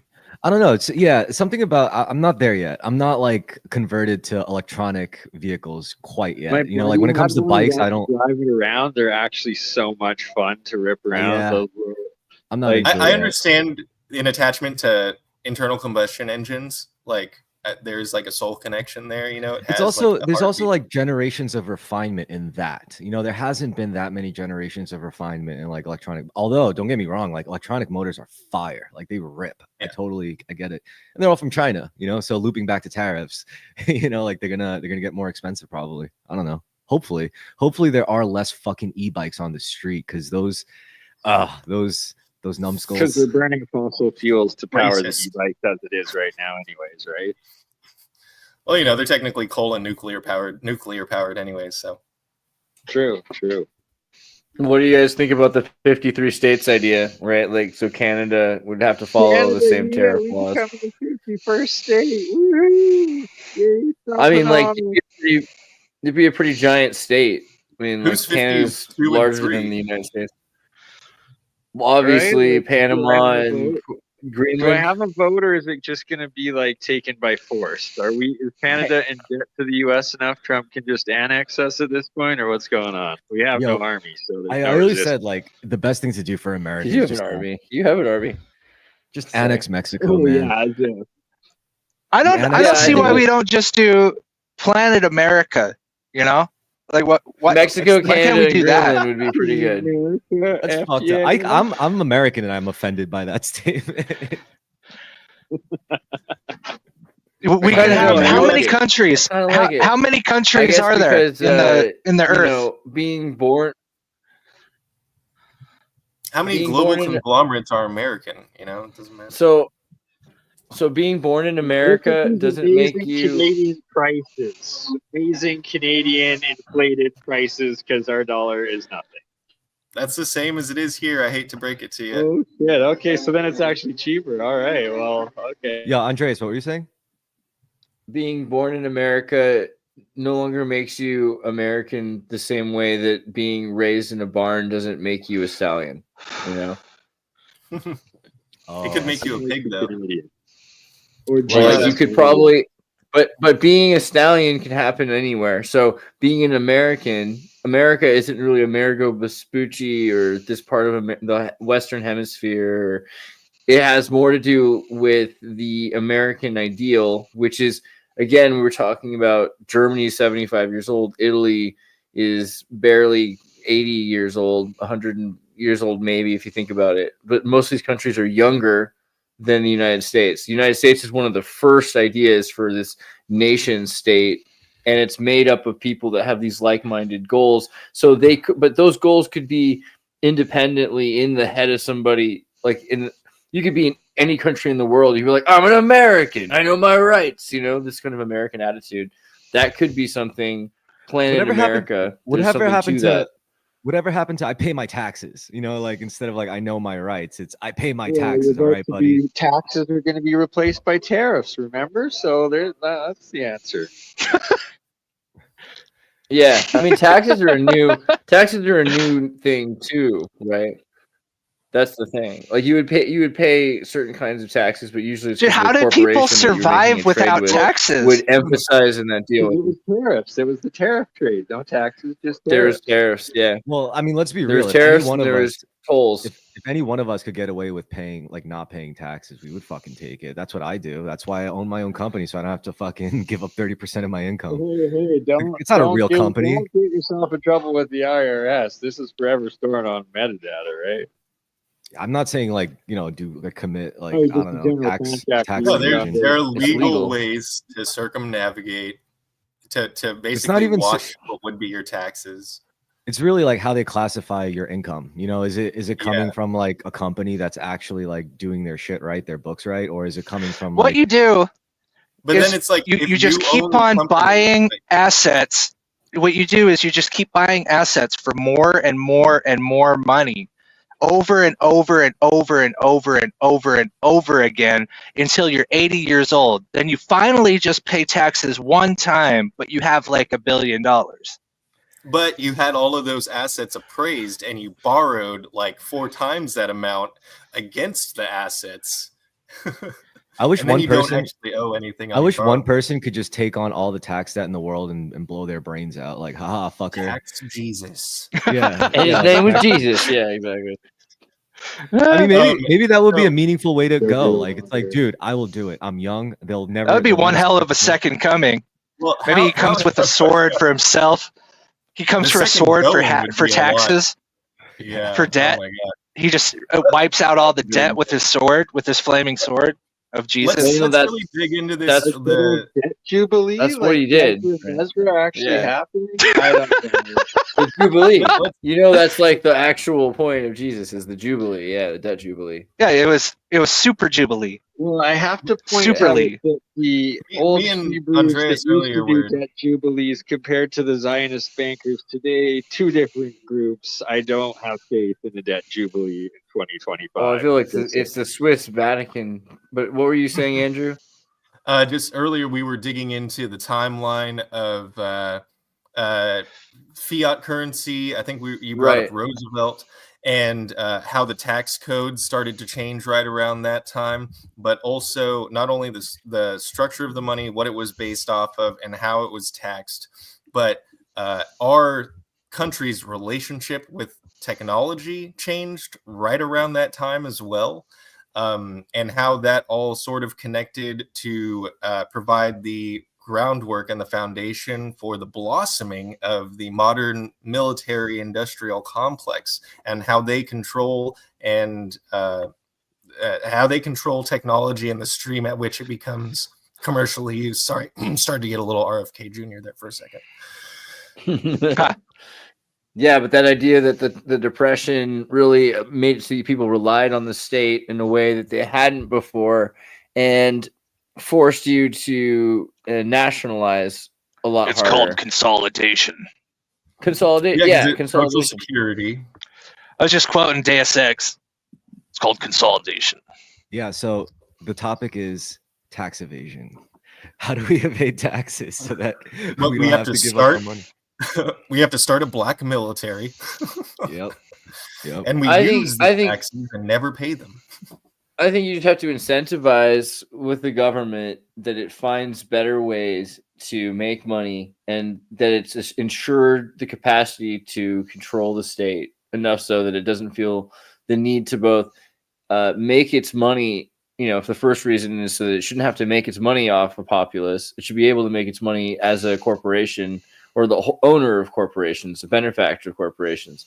China's done this by having, and Gorbachev had worked on these plans as well, where you had free enterprise in the country by all sorts of corporations, which could be guilds or Gewerkschafts or any kind of thing you want like that.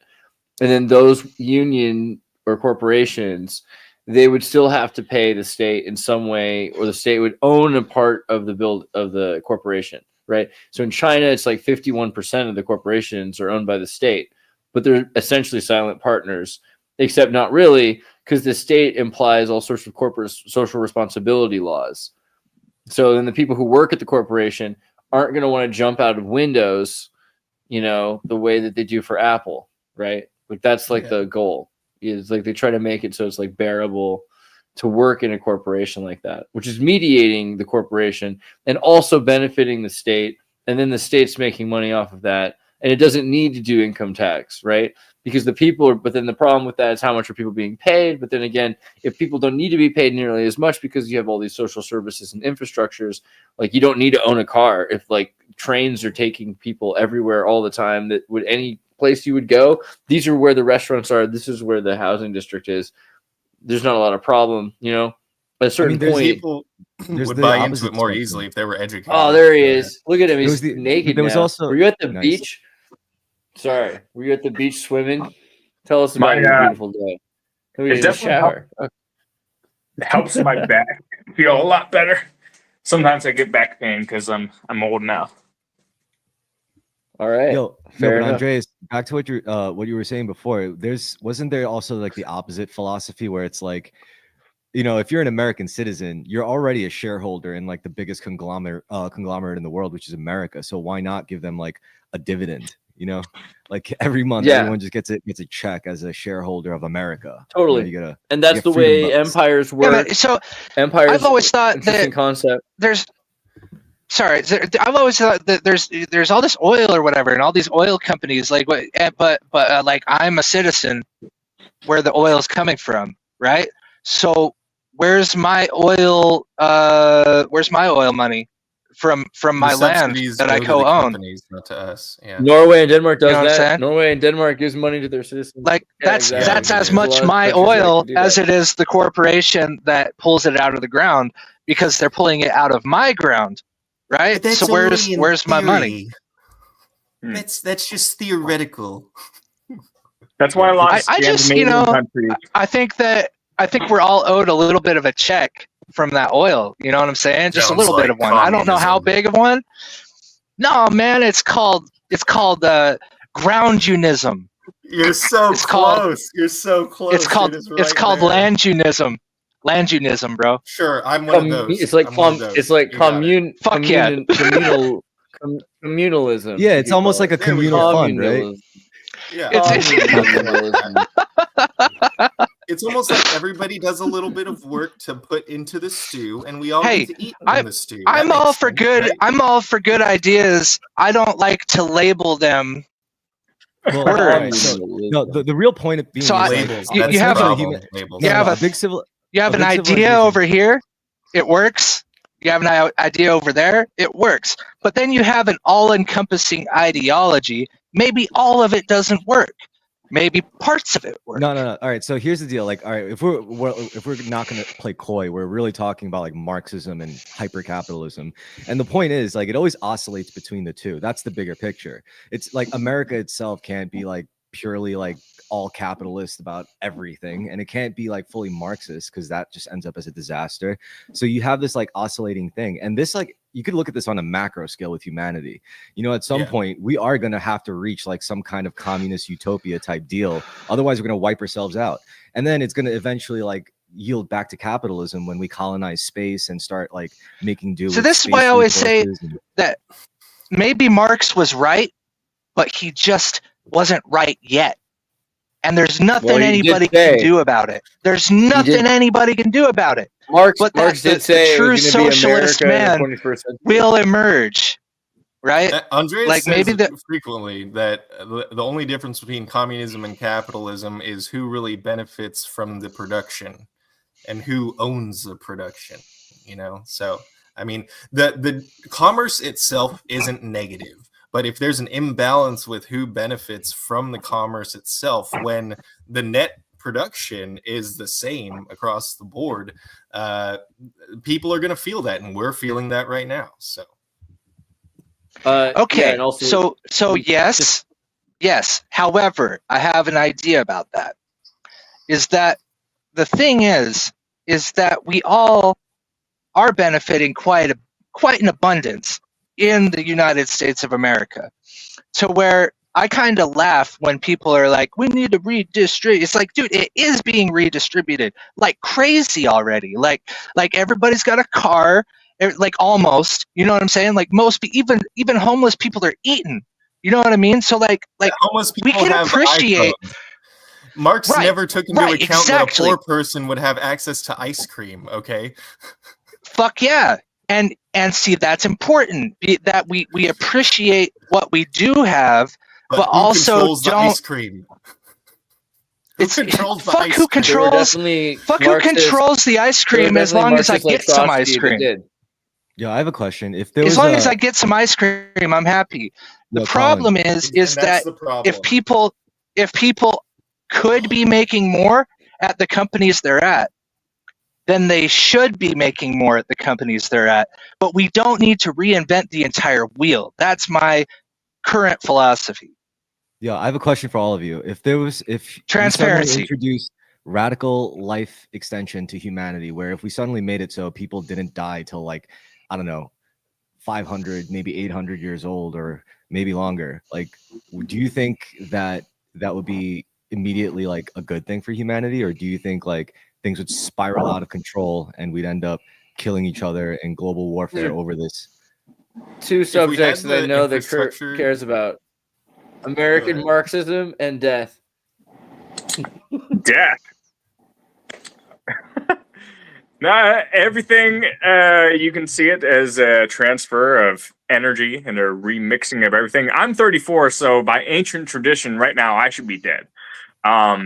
But you know, we live very secure lives, and so yeah, it's. I think death is such an integral part of the life process that it's hard. You need to have a relationship with death. You know what I mean? Not be suicidal, but when you just extend life inevitably, we're already seeing problems with people living to extreme old ages, because it's like, or take like the whole concept of children of the corn and like do the inverse of that, and you see all the potential consequences that can come from the inverse, and life is constantly mediating itself. And so in order for life to mediate itself, it needs that constant process of death and rebirth. So if you have nothing but sustainability, you kind of ruin both ends of the spectrum at the same time. So it's like, yeah, it doesn't seem like it's a goal that would ever come about without, severe consequences. Maybe we're misjudging our limitations as people. I don't know, because I don't know, maybe you could make ecosystems on like other planets and stuff, because the sun is this big powerful thing, but you also need enough you need enough biology sustaining matter like water in order to do so, and it's just like the logistical problems just increase tenfold the more you think about it. So the one solution is maybe just be happy with what you got here. I don't know, but we've decided we're not just happy with what we have as a society. We need to constantly pursue more. I watched season 2 of Squid Game. Great. It was great. It was awesome. A lot of parallels, I think, came from that one, and people, essentially voting to murder each other for money. Yeah. It's kind of shows that, I think, the death penalty and capitalism, or not capitalism, and democracy actually are incompatible. It's funny you bring up Squid Game, because as a Korean person, I just want to. I think South Korea is like kind of like a satanic dystopia in a lot of ways. If you want to talk about like hyper capitalism brought to like some kind of crazy extreme, I look at like my native country and I'm like, yo, like for example, you have like little kids, like you ask them, what do you want to do when you grow up? And then these kids will look you straight in the face and be like, oh, I want to study hard, grow up and work for Samsung.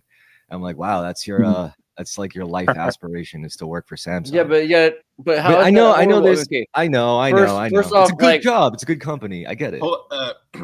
It's not just a good company. Hold on. Wait. Go ahead, Andrew. Pause for a second. I'm sorry. Just because like this is such a specific one, and I know you're Korean and I'm not, so like I could be completely. No. Go ahead. Pretend I'm as white as you are. Go for it. No. Pretend the opposite. Pretend. Pretend I have some irrational investment in like the future of Korean people, because you look at North Korea and you think, wow, North Korea is pretty based. It's a place that has issues, but it's a nation that is, even I think South Koreans are impressed with how Korean they continue to be, right? And then you look at South Korea, and South Korea is a place where they've become corporatist, and like you're saying, there's a lot of obsession with making consumer wealth and everything, generating mercantilism.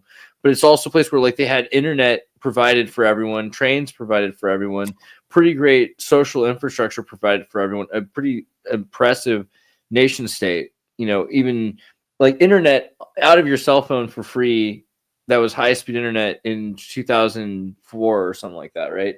It's like 20 years before anyone else. Everyone just had free internet, which is a crazy cool thing, like that they created infrastructure like that. And Samsung's not just a corporation.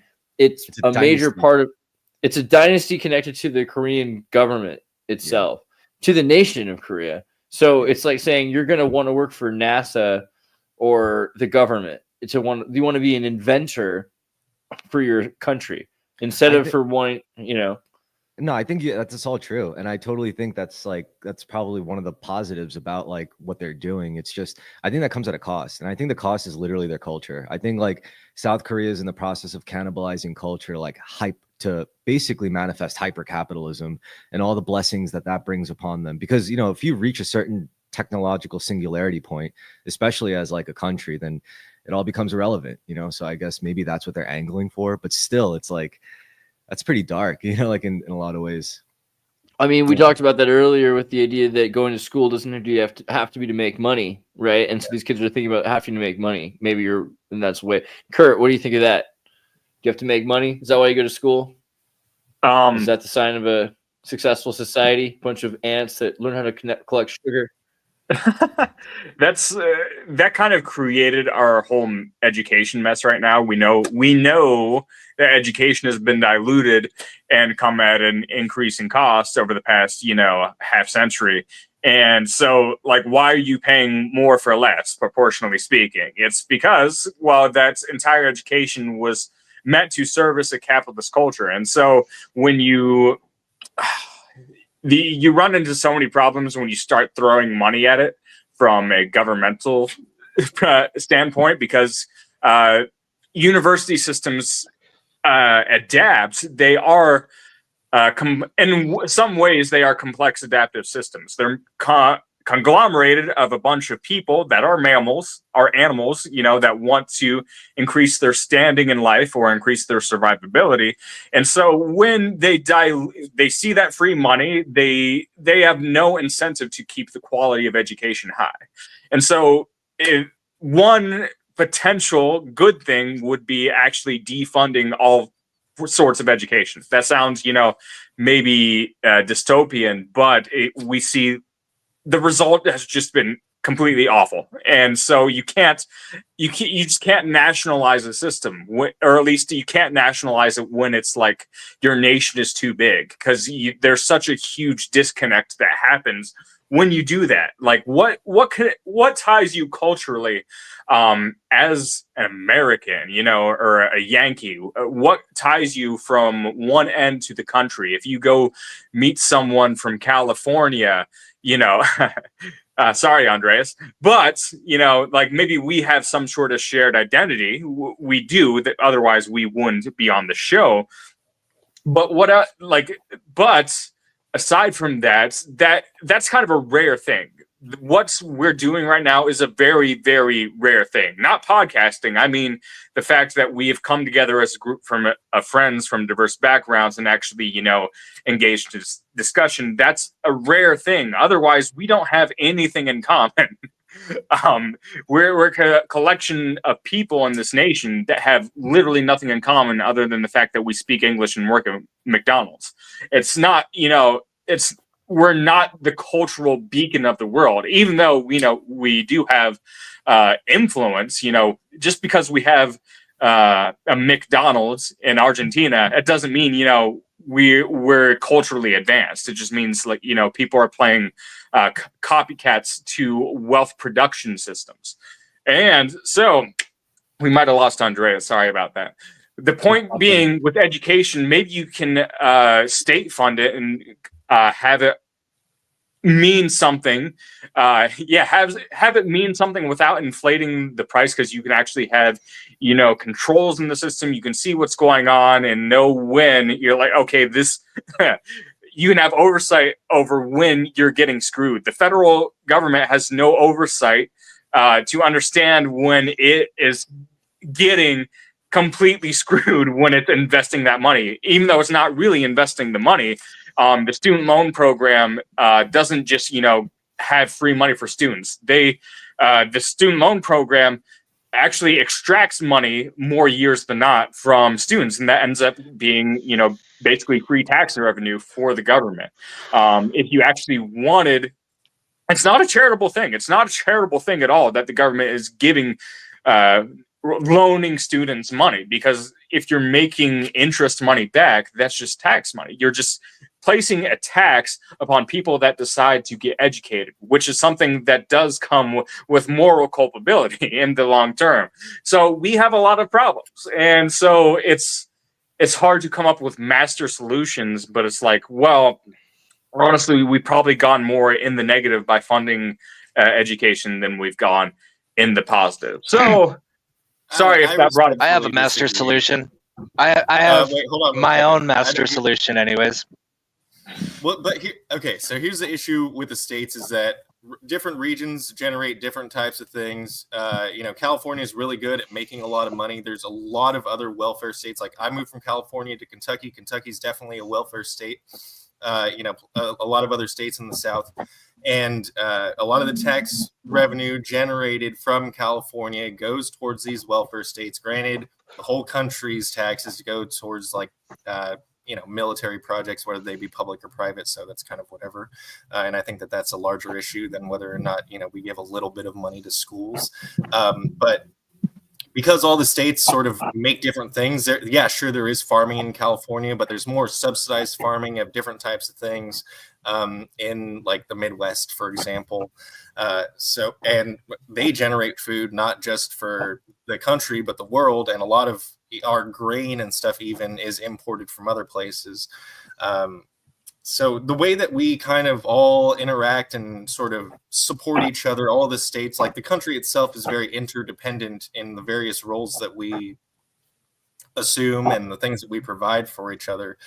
So I think if it were left up to states to generate the funding to educate their own people, you would just get even more polarized education. And look at where that leads us now. Our country is basically Lord of the Flies, except like you were saying earlier, Kurt, like inverse.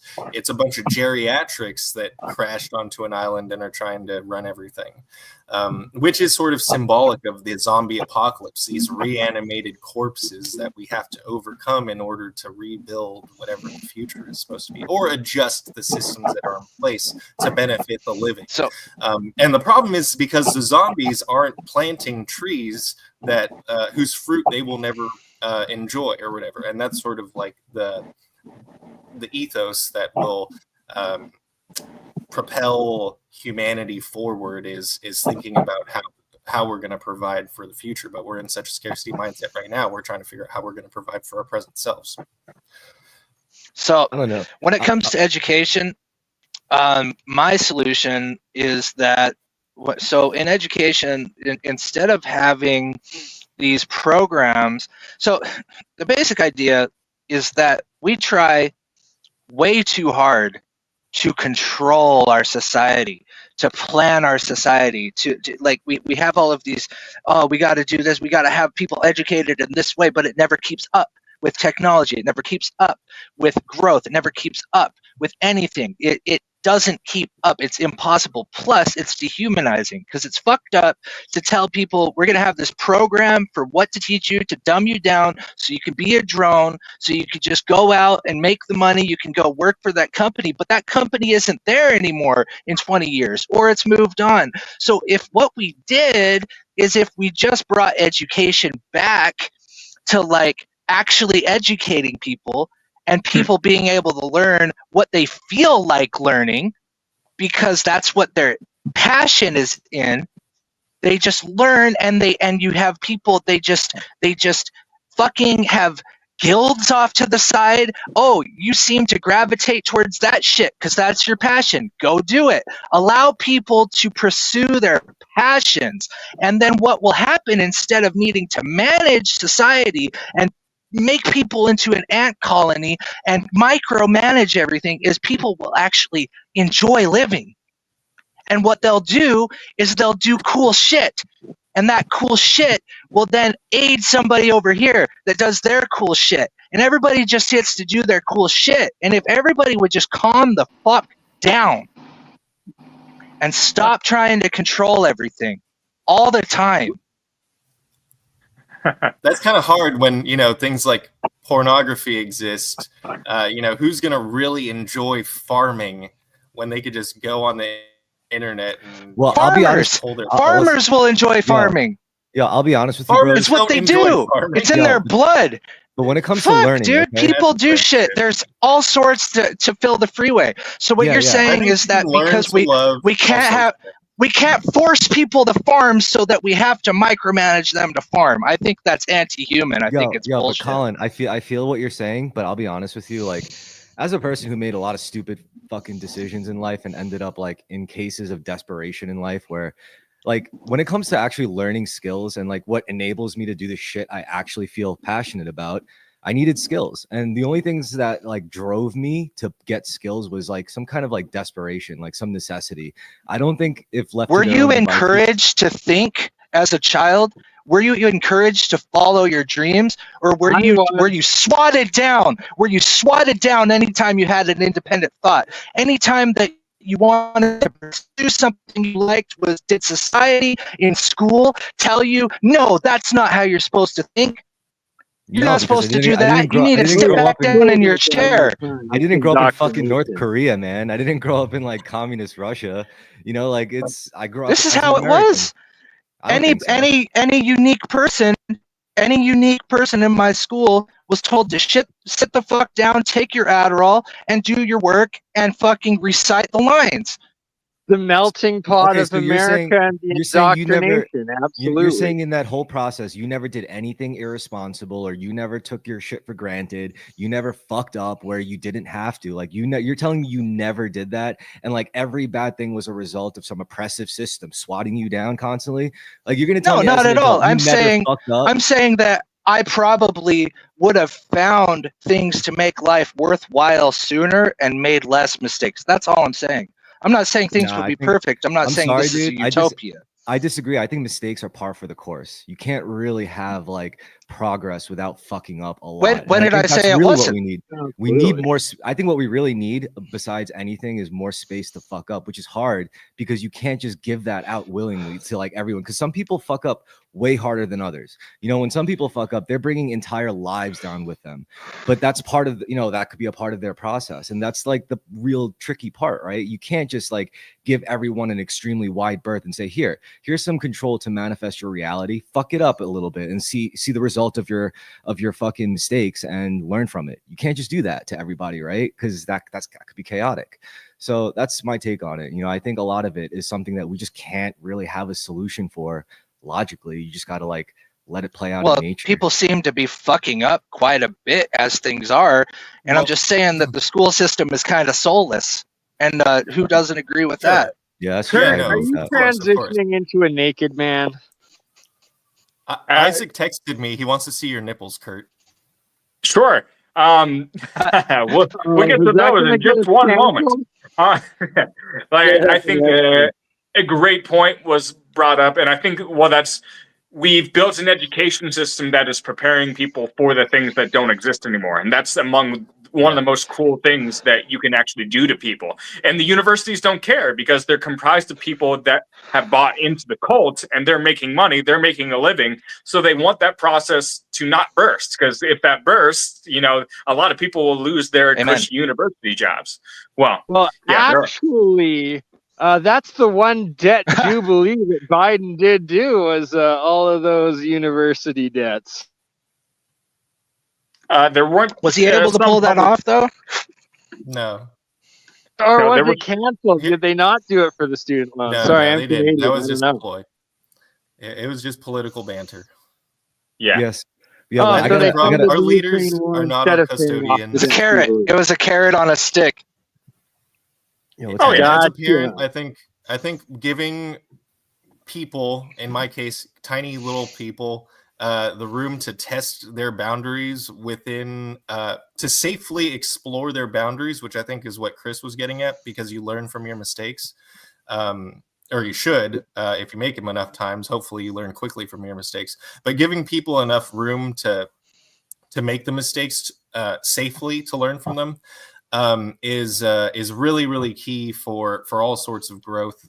And I'm experiencing that, like, as a parent, you know, trying not to suffocate my children with protection, or in the guise of protection, because doing that is preventing them from, achieving, protecting really themselves. learning who they are. Yeah, that too, also, because that's something that we learn as well through the process of making mistakes. And who knows, maybe some of these higher dimensional entities or consciousnesses are they're doing that. They're giving us the room to make mistakes, but they're also doing it safely.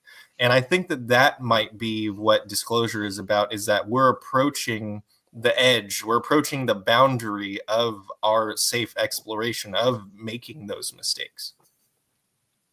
Hells yeah. I completely agree. And I think that right now shit is going down, and I don't think it's going to be long before we're all a little shocked at just how much it's going down. I don't think it's going to be very long at all. I just wanted Yeah, to they say point in a out couple, I have week a or two. very salty job. They today, always so say I'm it's right around the corner, And but I think it Happy really New is. Year's, y'all. I got to get back Bernie has to it. cut out. He's saying his Love goodbyes, y'all. I think. Yeah, I absolutely. can't hear you very well, bro. 2025 story. If you can't hear me, I got to get back to my Gotcha. salty day. Love y'all. Thank you for doing work Much for love, your love and community. peace. Yeah. There's the nipples. Nice. See, do you think he loves salting the roads? But it's a necessary thing for his community to function. They all need to travel by road, and in order to do that, Well, maybe that makes safely, him love the it. roads need to be salted. I'm sure he would much rather be hanging out talking with us as opposed to pushing a cart full of salt. One thing that the FBI won't like me you saying have is work and play. the reality is over the next 30 years, there's going to be an unprecedented amount of corpses. But the catch is that it won't be because of violence. It'll be because people are just going to die because they're really old.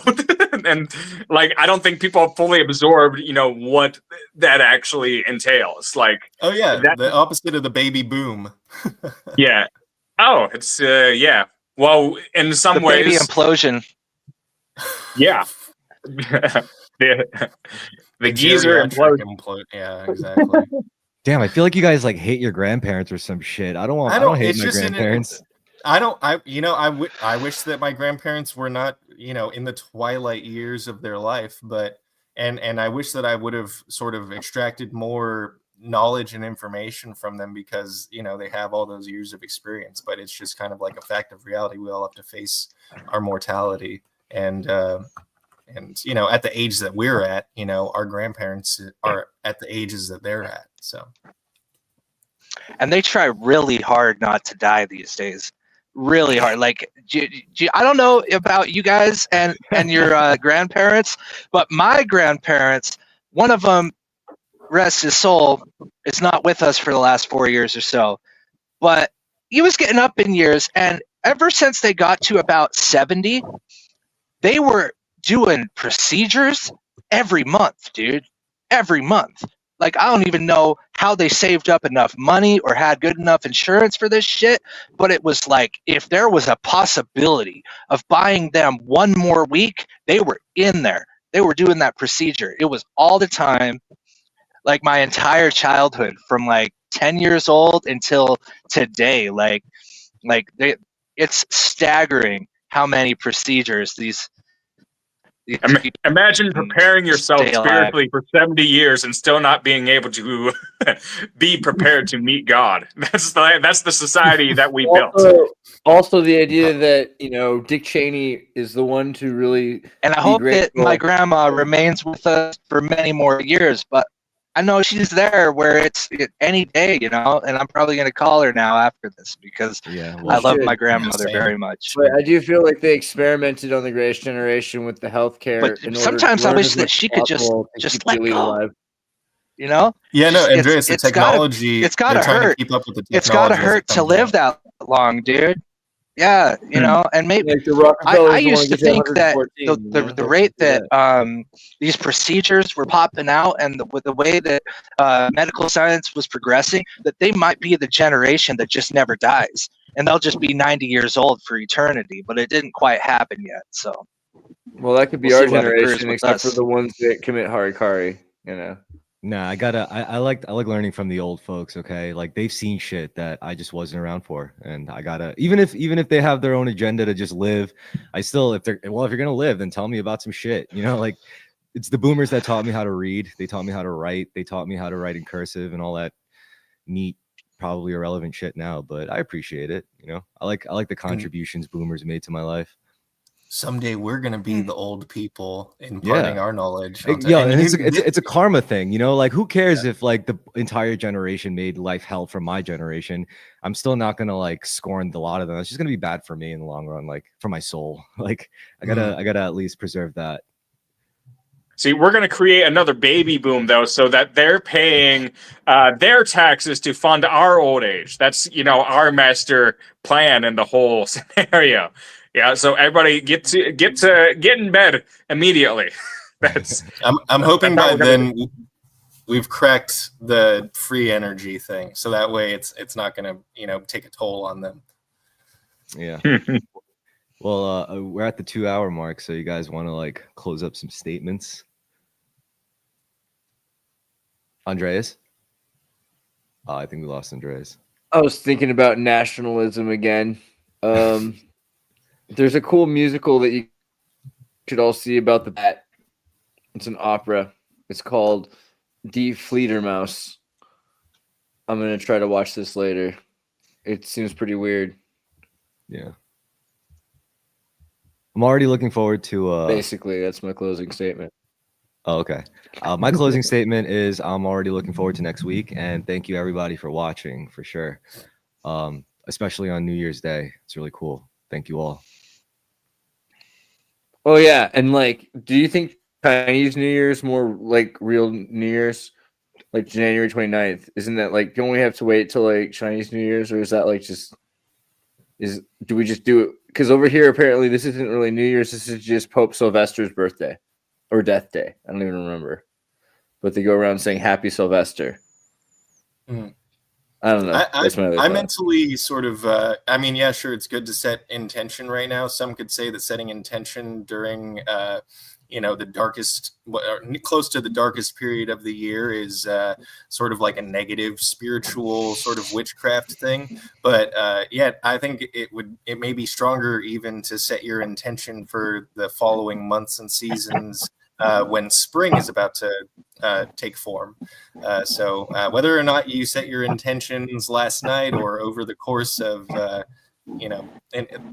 end of winter and the beginning of spring, it's a huge opportunity for growth. So do that, please. Do it. Do it, because we're threatening you. Pursue your passions, please. No, there's a hidden message in Squid Game. I don't think I can quite articulate it just yet, but the fact that they're all playing children's games to try to avoid certain death. There's something really deep in there.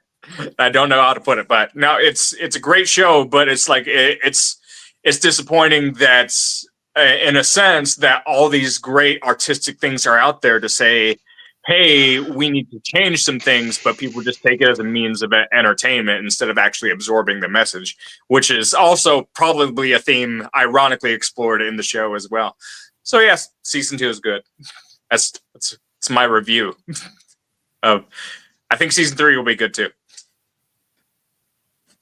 What do you even watch this on? I feel like there's this whole phenomenon that I've missed. Netflix. All right. I just got a PS5. Add me, NJ Drone Pilot. I play Fortnite. Wow. All right, bet. I just put my PS5 in my truck, and I am a happy camper. I was like a kid on Christmas morning, the day after Christmas. Any final words, Colin? I just want to say that the future is now. I love you all. 2025. Love you all. Seriously, thanks for being here. You're the best. There's philosophy